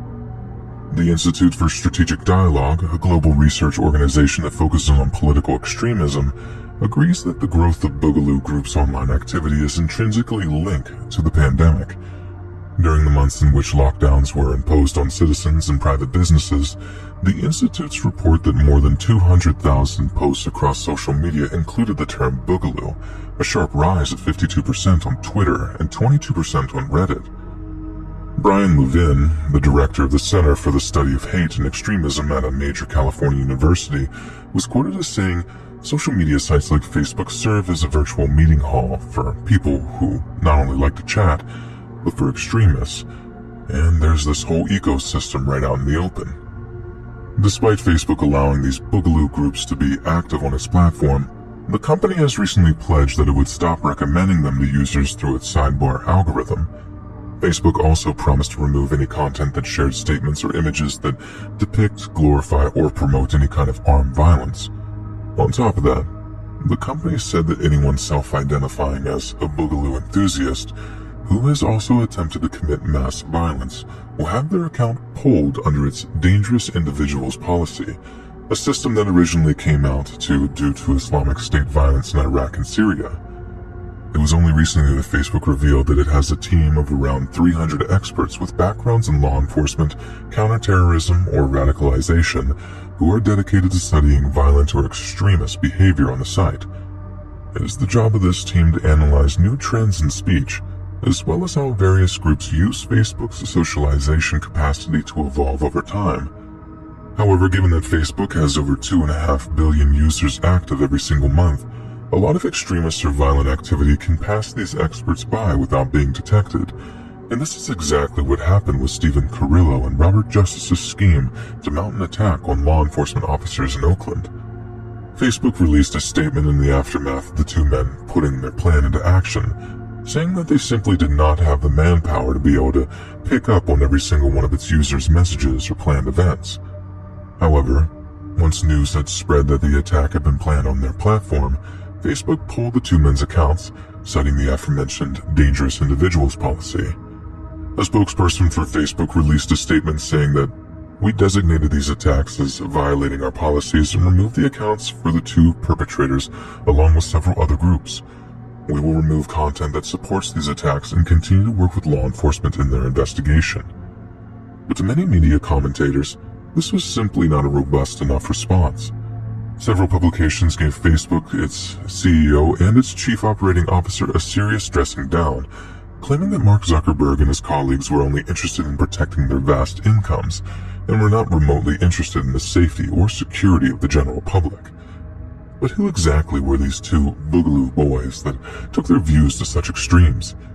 Very little is known about Robert Justice right now, but we can confirm that Stephen Carrillo was an active duty sergeant in the United States Air Force when he met Robert at the train station in his white Ford van. When Robert climbed in, Stephen apparently offered him a pistol and some body armor. Despite having planned for violence, Robert Justice apparently declined his friend's offer, so Stephen told him to drive the van instead, while he would take up position as the shooter. Earlier that day, Stephen had quickly laid out his plan in the Boogaloo Facebook group the pair were members of. We know this because the Federal Bureau of Investigation managed to obtain those conversations from Facebook once they were presented with a search warrant. Stephen had apparently written that it's a great opportunity to target the specialty suit boys, using a bizarre term that supposedly refers to federal law enforcement agents. Stephen also added 2 fire emojis to his message, then shared a YouTube video showing a large crowd viciously attacking California highway patrol vehicles. Robert Justice then simply replied with, "Let's boogie." The two men then drove to downtown Oakland, where the George Floyd protests were growing in intensity and size.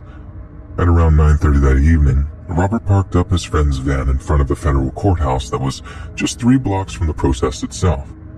Then, after a brief discussion that lasted around 15 minutes, he started up the engine again and drove up to an occupied guard post outside the courthouse. Stephen Carrillo then slid open the rear passenger side door and unleashed several gunshots at the 2 unsuspecting security guards that were manning the guard post, hitting them both several times. In the aftermath of the attack, the FBI worked at reconstructing the incident using footage taken from surrounding surveillance cameras and by tracking both men's phone records.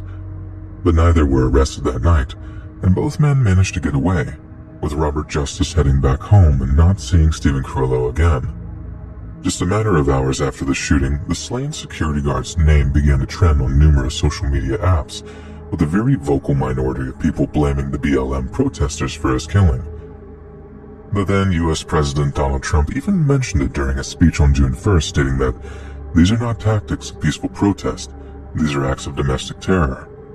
Carrillo's plan had worked almost perfectly. He had totally disguised the murder as the work of another organization entirely, but for him, the shooting was to be just the beginning of a grand operation that he'd hoped would spark off another civil war. Merely 8 days later, on June 6th, he is believed to have shot dead Santa Cruz County Sheriff's Deputy Damon Gutzwiller before wounding another police officer. As the FBI pieced together the evidence of Carrillo's crimes, agents said they recovered a number of items linking him to the Boogaloo movement. In his white van, federal agents claimed to have found a bulletproof vest with an igloo patch attached, along with a Hawaiian t-shirt, which are apparently both popular symbols with those who consider themselves as Boogaloo boys. And after the attack on the security guards, Carrillo is said to have used his own blood to write Boogaloo-inspired phrases on the hood of a car, including the word boog and the phrase "Stop the duopoly," which apparently refers to America's 2-party political system. Since his arrest by FBI agents, Stephen Carrillo has been charged with both murder and attempted murder, and if he's found guilty, could face the death penalty. Robert Justice has been charged with aiding and abetting murder and attempted murder. Carrillo's lawyers said that beyond the federal complaint, he hasn't actually seen any independent evidence whatsoever linking either man to the Boogaloo movement. He also said that advocating violence is obviously extremely immoral, but that everything remains just an accusation until solid evidence is presented. We're looking into what extent the supposed Boogaloo movement may have influenced Mr. Carrillo, his defense attorney said.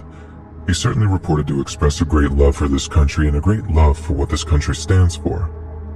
But if we can seriously link Carrillo to a movement that wishes to cause a massive civil conflict, can he seriously be described as having a great love for the United States?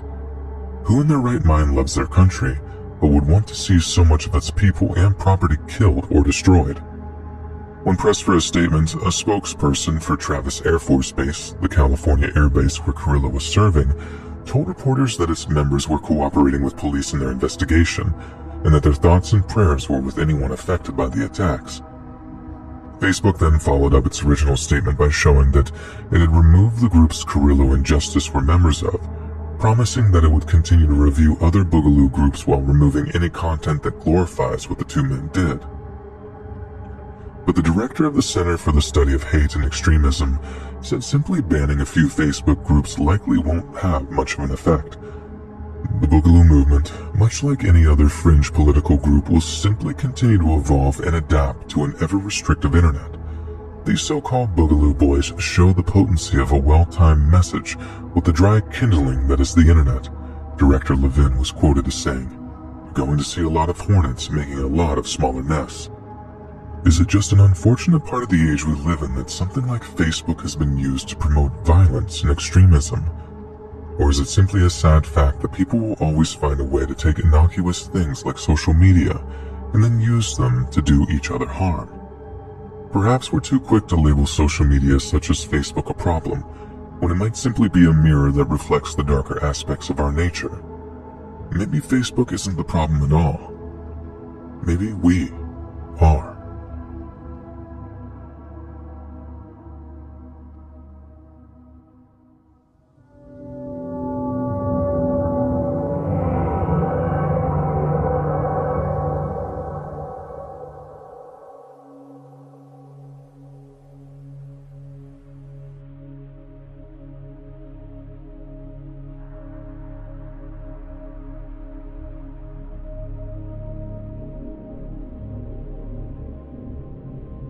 On the morning of April 12, 2018, 27-year-old Renita Williams of Shreveport, Louisiana was at home, minding her own business.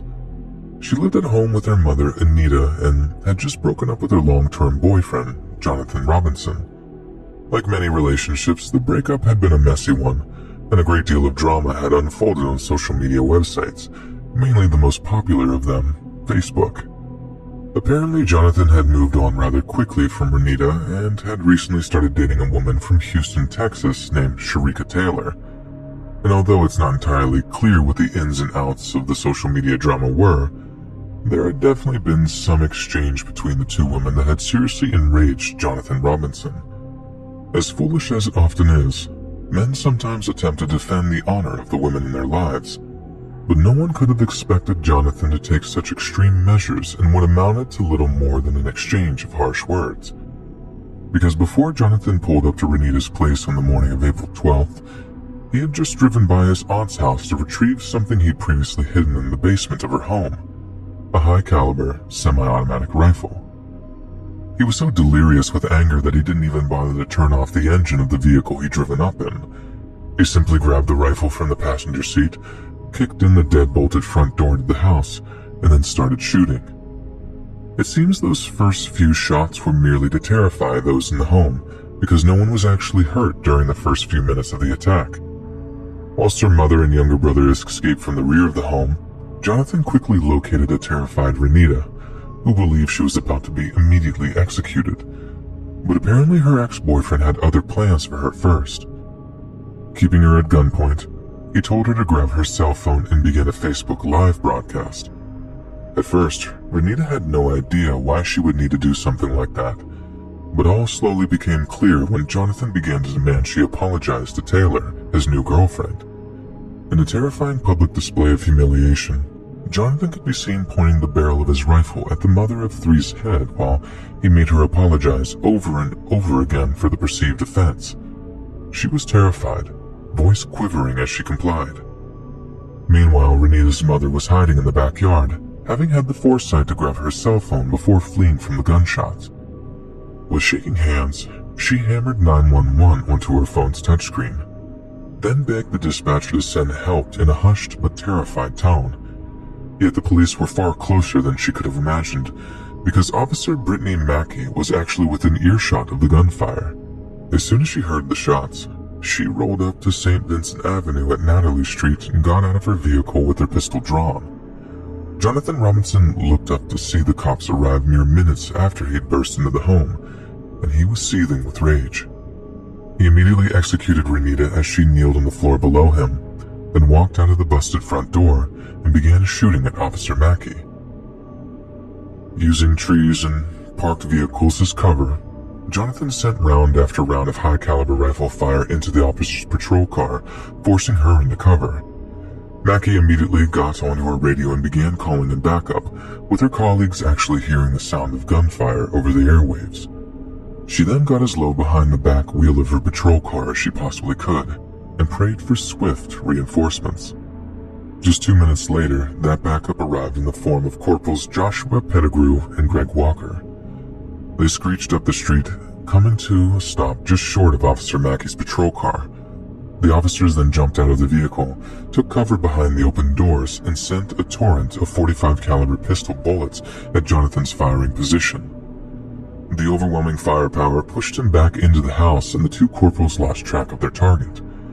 The next two cops on the scene were two special response team members, Corporals Landry Ducto and Michael Gerbine. The pair took off running for the other side of the street, but Jonathan opened fire once again, this time from a vantage point on the second floor of the house he was occupying. The air around them cracked and whizzed with .7.62 bullets, ricocheting off the concrete as they narrowly missed their targets. But luckily, neither officer was wounded. He's in a sniper position, another officer can be heard screaming on a police cruiser's dashcam. Get down.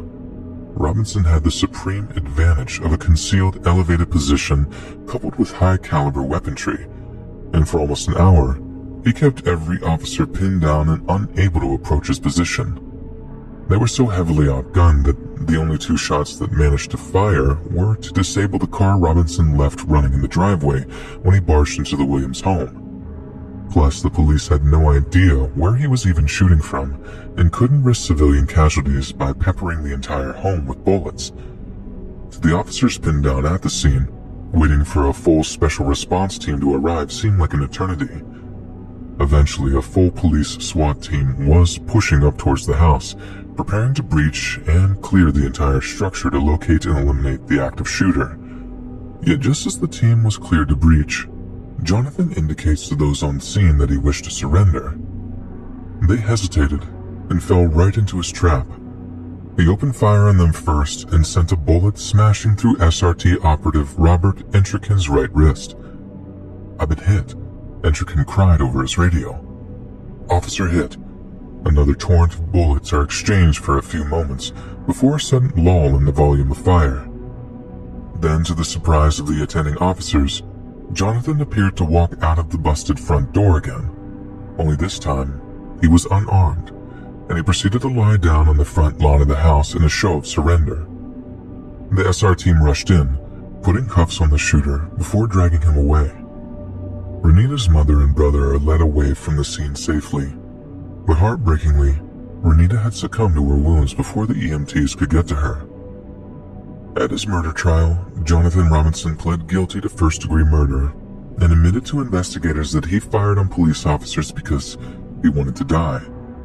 He narrowly escaped the death penalty by agreeing to a plea deal presented to him by prosecutors and was later sentenced to life in prison. 100 years ago, a person would have to drag another into a busy street to perform a public execution. But nowadays, all it takes is a few button clicks on a cell phone to have all your family and friends watching as you're executed in cold blood by some deranged killer. And such incidents can happen so fast that there's simply no way of preemptively or actively censoring them, no matter how hard Facebook might try. As long as there's a technology available that allows us to share all the intimate details of our lives, humanity seems to relish in sharing not just the good and positive, but also the darker, more terrifying things too.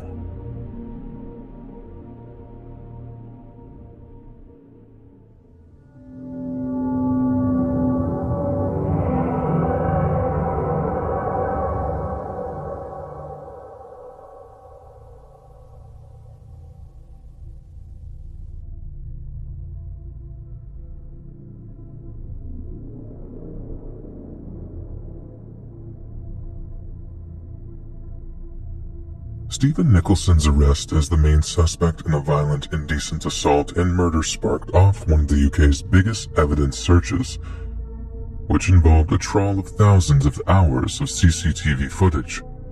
He was the prime suspect in the murder of Lucy McHugh and actually rented a room in her parents' home at the time of her murder. At one point, it looked like the British police might actually have to let him go due to lack of evidence, but in the end, it was a Facebook password that proved to be his ultimate undoing. After he was arrested, the police had just 96 hours to charge him with the murder, or he would have to be released. And given that it would take 4 weeks to get a key piece of DNA evidence analyzed and sent back to them, the clock was ticking to find something concrete that they could use to charge him with murder. The police subjected Stephen to vigorous questioning and managed to get him to admit that Lucy had sent him a Facebook message on the night before she was killed. When pressed as to what that message said, he said she told him she was pregnant with his child. He intended this to be evidence that it couldn't possibly have been him that killed her, but when police asked him to hand over his Facebook password so that they could verify his claims, he refused to give it to them. This was his one big mistake.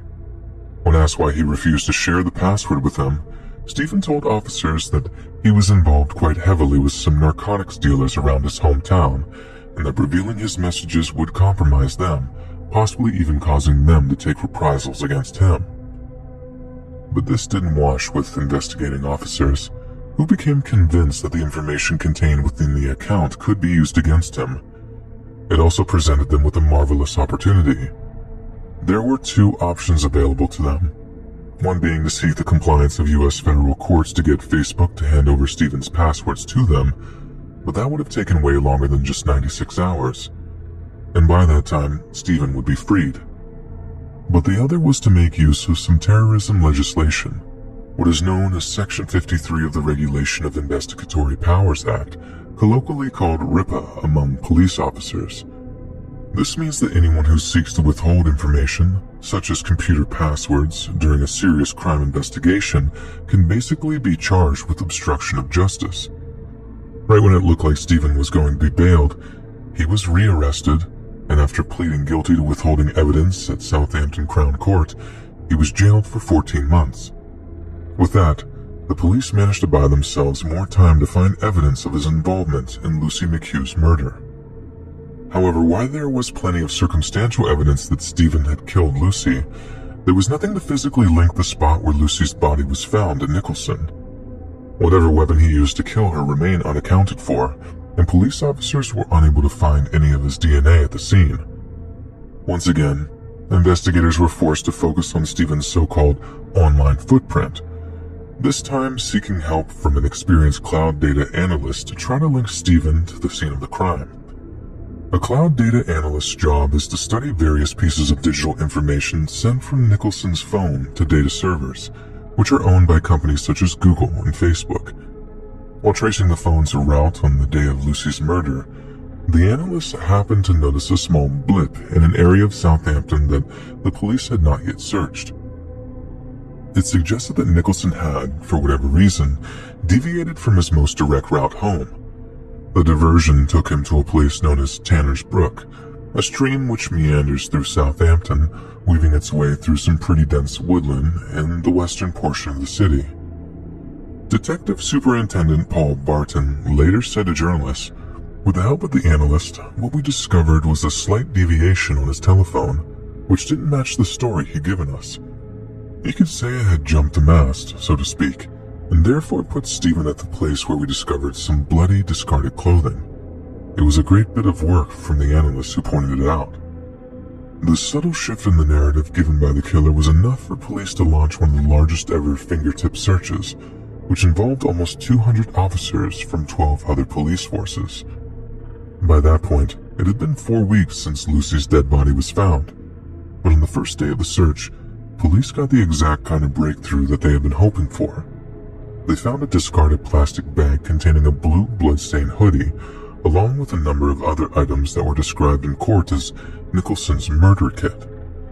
The blue hoodie contained Nicholson's DNA, as well as Lucy's blood, with Stephen being thought to have dumped the clothing, some of which had been partially burnt, near the brook after getting changed on his return from the murder scene on July 25th.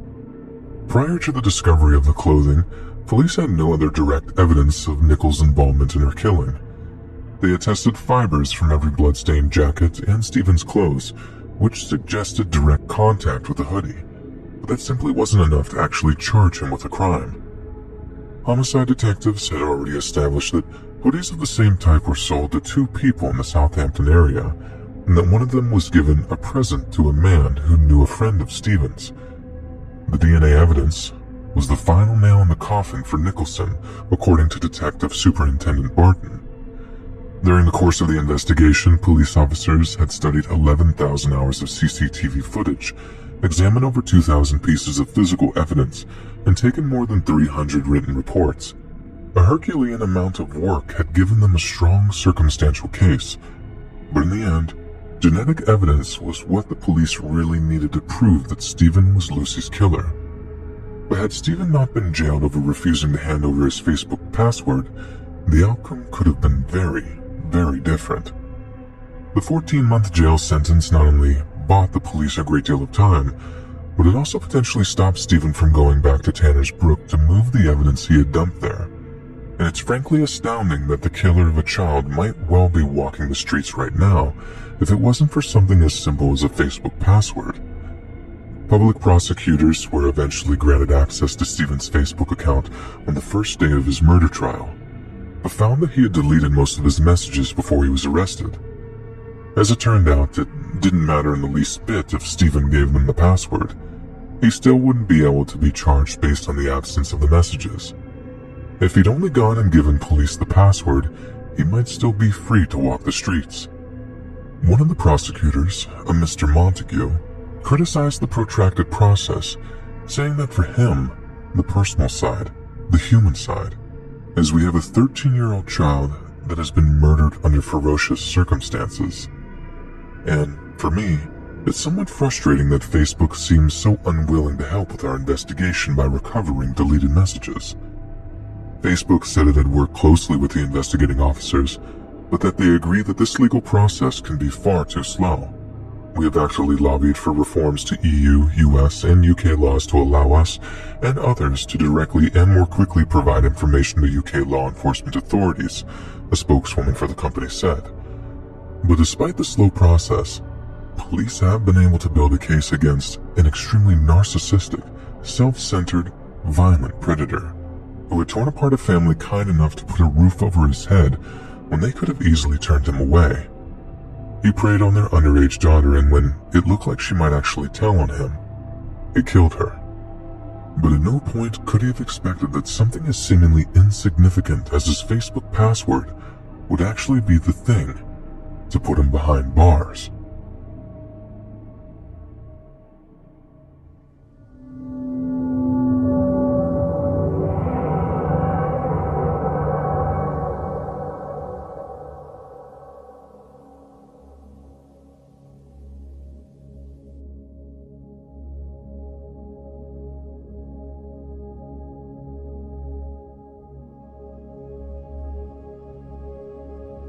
On the night of December 16, 2019, 49-year-old road sweeper Mark Branford proposed to his 32-year-old girlfriend, Kaylee Dunning. The couple had been through some extremely rough times together, with Kaylee being subjected to some horrendous abuse online that had left her dependent on antidepressants. In October of the previous year, Kaylee's phone had been stolen, a phone that had contained a number of intimate selfies of her, lewds and nudes that some might call them. On discovering them, the sick individual who stole her phone then sent these images to Kaylee's father, brother, and employer. The same person then set up a Facebook account using some of the illicit photos of Kaylee as display and cover photos. The whole ordeal was obviously extremely damaging to her mental health, and she increasingly sought comfort from Mark. As much as it was a horrible time for her, the trauma only strengthened their relationship, with Mark being able to prove that he can make her feel better after being subjected to such a dreadful abuse. They have both tried to push back against those that were doing it, with Kaylee going to the police numerous times, while Mark also claimed to be receiving multiple abusive messages. He even claimed to have at one point called the phone number that was connected to the Facebook account and said he had heard scarily familiar voices on the other end.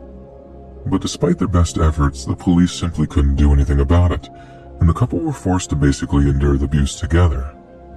This all led to the night he proposed to her, or at least this is what we're led to believe, because a night that began with him asking for her hand in marriage ended with Kaylee being beaten to death with a crowbar. What we know for certain is that Mark Branford, the very same man with whom Kaylee sought refuge from the anonymous online abuse, was actually the very same man who was sending her the abusive messages in the first place.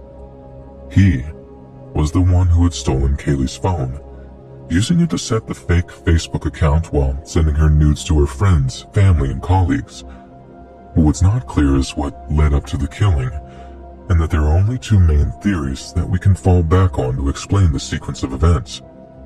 The first theory is that the murder wasn't planned, that somehow in the course of proposing marriage, Mark had felt so guilty that he admitted to being the one behind the abuse. Maybe he'd only done it to drive Kaylee away from her family and friends, to ensure he was the only one she could trust or the only one she loved. And in the end, he simply couldn't bear to keep the secrets going. She might have freaked out, threatened to tell everyone, threatened to have her family teach him a rather violent lesson. That might well have been the reason why Mark had made the spur-of-the-moment decision to take her life. But there is a considerably more disturbing theory, one that says Mark had been planning to kill Kaylee for a long time, and has used the whole Facebook abuse thing to get the idea out there that Kaylee had stalkers, or at least people so fixated on her that her death could be blamed on them. We know from his own admissions in court that Mark was an extremely jealous man who sought to use the fake Facebook accounts and the anonymous abuse to control Kaylee. He denies murdering her, but the more information and evidence that comes out regarding the killing, the more it's becoming clear that no one else could have possibly killed her. She was found dead in his home at Kingston Crescent, and there were no signs of any break-in to support the idea that she was killed by anyone else other than Mark. This is just another bizarre and terrifying example of how people have managed to use something like Facebook, a thing which was designed to bring human beings together and strengthen social bonds, for something unspeakably divisive and evil. Mark used Facebook to break his girlfriend down, to the point that she needed medication to continue her daily existence. And when she was at her lowest point, he brutally murdered her with a crowbar. It's frankly horrifying how people see the potential for death and destruction in even the most benign places. That people can be so creatively evil that they see the potential for ruination in something as seemingly normal as a social media app.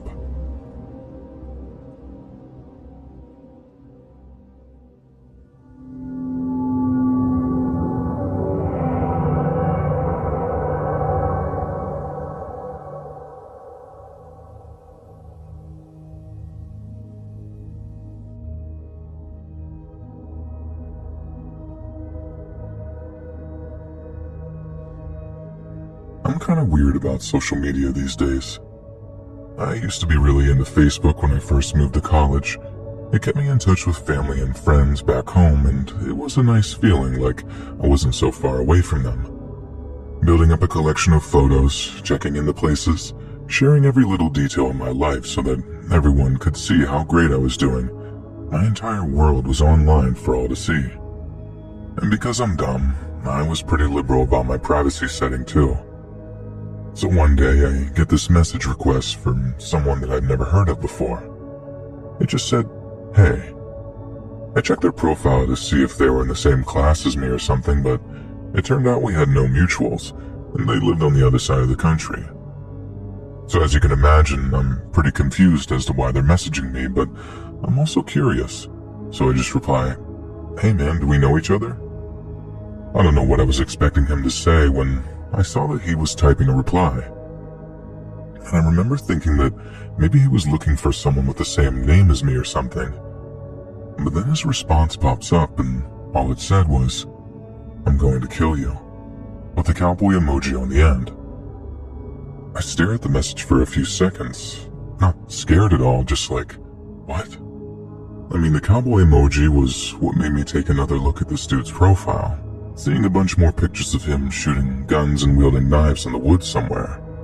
I mean, that was at least a little intimidating, but what got me were all these rants that he'd posted about how much life sucked, how unfair things were, and how he loved to take it out on someone who deserved it.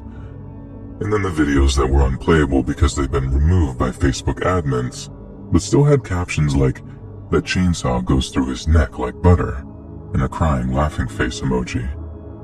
That's when I started to worry. It didn't seem like this guy was just having fun, playing a prank on a stranger by trying to scare them. He seemed legit crazy and seriously angry.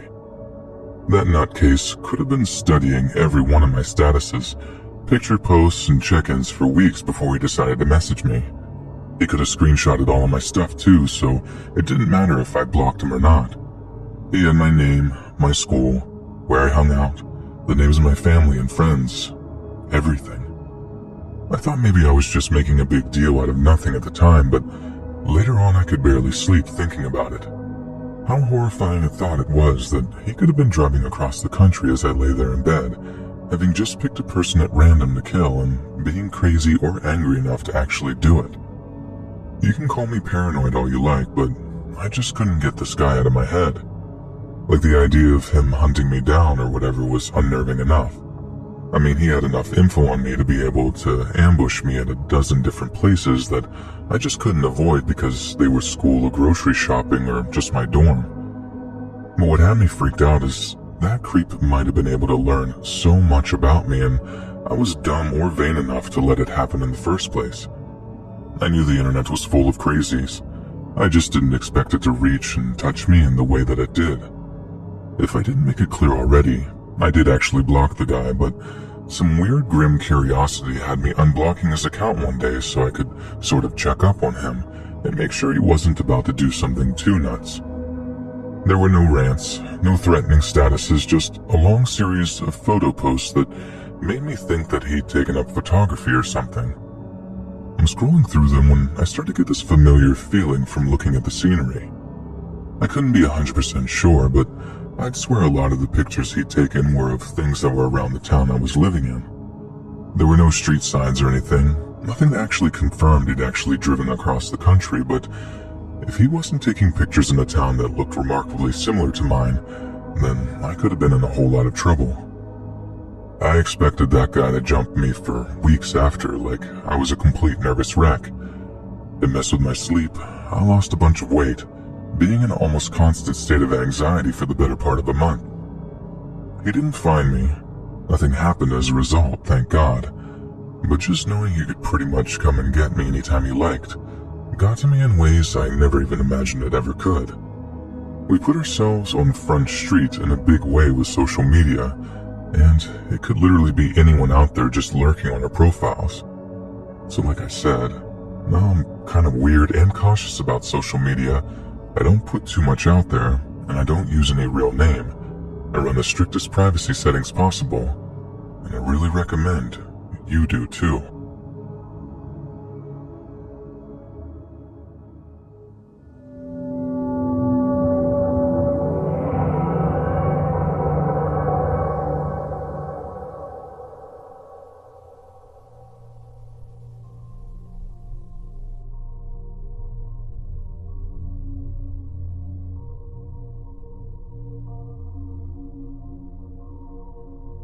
I live here in a place called Mountain City down here in Tennessee. So this is going back about 10 years after I graduated high school when this really messed up story started going around about one of the other kids that I graduated with. It starts in the worst possible way too, because first I heard of it was a buddy of mine texting me saying, "Did you hear about Billy Payne?" I text back saying no, and he then calls me all serious sounding to say that Billy and his baby mom got shot just a few days before. Like someone rolled up to their house, bust open the door and just shot them both right there in front of the television. They were legit executed. Some of the papers said it was a single shot to the head that killed both victims and how Billy's throat had been slashed. We got to wondering why someone might do something like that. If it was a random psycho killer or if he was moving weight and managed to step on someone's toes. I did remember hearing about Billy messing around with drugs a few times, so it wasn't totally out of the question, but he must have done something serious to have whoever it was shoot his baby mama right there too. Like that's real cold-blooded, you know? But even saying that, he just didn't seem like the kind of guy to get involved with serious gangbangers. Anyway, the cops catch the two guys who committed the murder. One of them is this Vietnam vet who said in court that he was ex-CIA too. Anyway, they get charged, go up in front of a judge, and you know why they said they did it? Because the CIA had told them that the two murder victims were part of some evil group that was planning on killing their daughter. But in reality, Billy Payne and his baby mom were shot dead because they unfriended one of the killer's daughters on Facebook. Can you actually believe that? That someone would take social media that seriously and actually kill somebody because of a friend request? I mean, I didn't. I was convinced that there was more to it than that. And as much as it made me feel like a gorehound, I stayed interested in the trial to find out why they'd done something so horrendous. Like the cops found Billy's baby alive in his mom's arms. Poor kid is going to grow up without a mother and a father. But then yeah, that's the only reason or motive established, and the prosecutor brings up Facebook messages detailing intense arguments between Billy, his girlfriend, and the girl who got unfriended. They'd argue about it back and forth for hours with some pretty harsh language exchanged too, and then the girl says that she's going to tell her dad. I don't know if the girl just didn't expect her dad to actually go kill them or that she knew he'd overreact. But if it's the latter, then she has blood on her hands too, as far as I'm concerned. Like it's the way she told her dad too. She just didn't tell him direct, she invented some fake CIA agent that got in touch with her dad over Facebook to tell them all this messed up stuff about how their daughter was in grave danger. I suppose it just scares me that people could take something like Facebook that seriously, but it's obvious that some people out there put so much belief in social media that they're willing to kill over perceived insults or whatever. And that's why I keep my social media presence pretty small these days. Aside from all the ratchety drama that goes on in our timelines every so often, it's just not a healthy place for some people. And it kind of blows my mind that Facebook could be the reason that anyone got shot.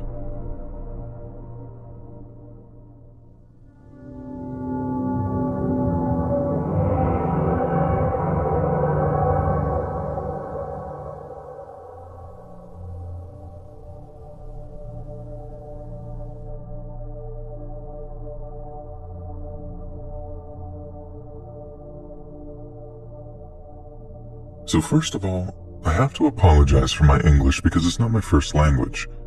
But this is definitely one of the scariest and most horrible things I've ever heard. A few years ago, we had this big incident here in the Philippines involving Facebook. This guy's wife was over in Canada for her job and she got into an argument with the husband via Facebook. I think he wanted her to come home to Quezon early because he missed her or something, and she refuses because her contract isn't finished yet. I'm guessing the husband was being really nasty and unreasonable because for some reason, the wife stops replying to his messages altogether. Now this couple had a 7-year-old daughter together, one whose picture the media showed a lot in the days after the incident. She was so cute and it breaks my heart that anything happened to her. But it also makes my blood go cold that anyone could lay a finger on her, especially the girl's own father. Because in response to his wife ignoring him on Facebook, maybe even threatening to leave him, I don't know, he actually kills their daughter. He stabbed her in the neck and chest, then took pictures of the body and uploaded them to Facebook while tagging his wife in the pictures. Can you imagine how horrific that must have been? To get a notification on your phone or laptop or whatever device, seeing you'd been tagged in a picture, only to then see it was your own dead child. Not only that, but your husband, the kid's dad, the one other person in the world whose one job above all else is to protect them, is the one that actually murdered them. That's true horror to me. Like I can't even wrap my head around it. There was video released of him in custody, I think his name was Mark, and the police were showing him pictures of what he'd done to his daughter. And this guy is just screaming and screaming, not being able to believe he'd killed his own child. I think he'd just gone temporarily insane, or however you say it, but the idea that human beings are capable of such horrific things, like when they see red and just black out, and then are able to kill someone so precious to them, that's about the worst thing I can possibly think of. And it just makes it even more sick that something as supposedly harmless as Facebook was involved. That social media can enable us to make horrific things even worse. I always think about this case whenever I hear about Facebook. I know the majority of the site is just Candy Crush invites and baby photos, but it's tainted my opinion of the site forever. I know Facebook has people that remove all the bad content, but they can't be everywhere all the time. And I wonder how many people saw the pictures of that dead girl before they actually got taken down. Even one is too many, if you ask me.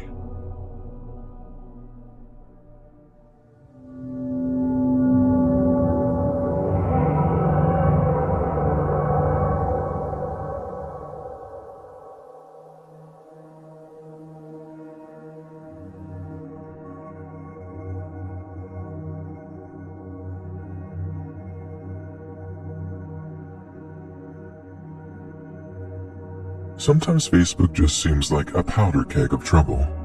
They had this weird ability to help exacerbate drama to the point where someone gets hurt. A really good example of this is what happened back in 2012 in the town I live in here in Holland.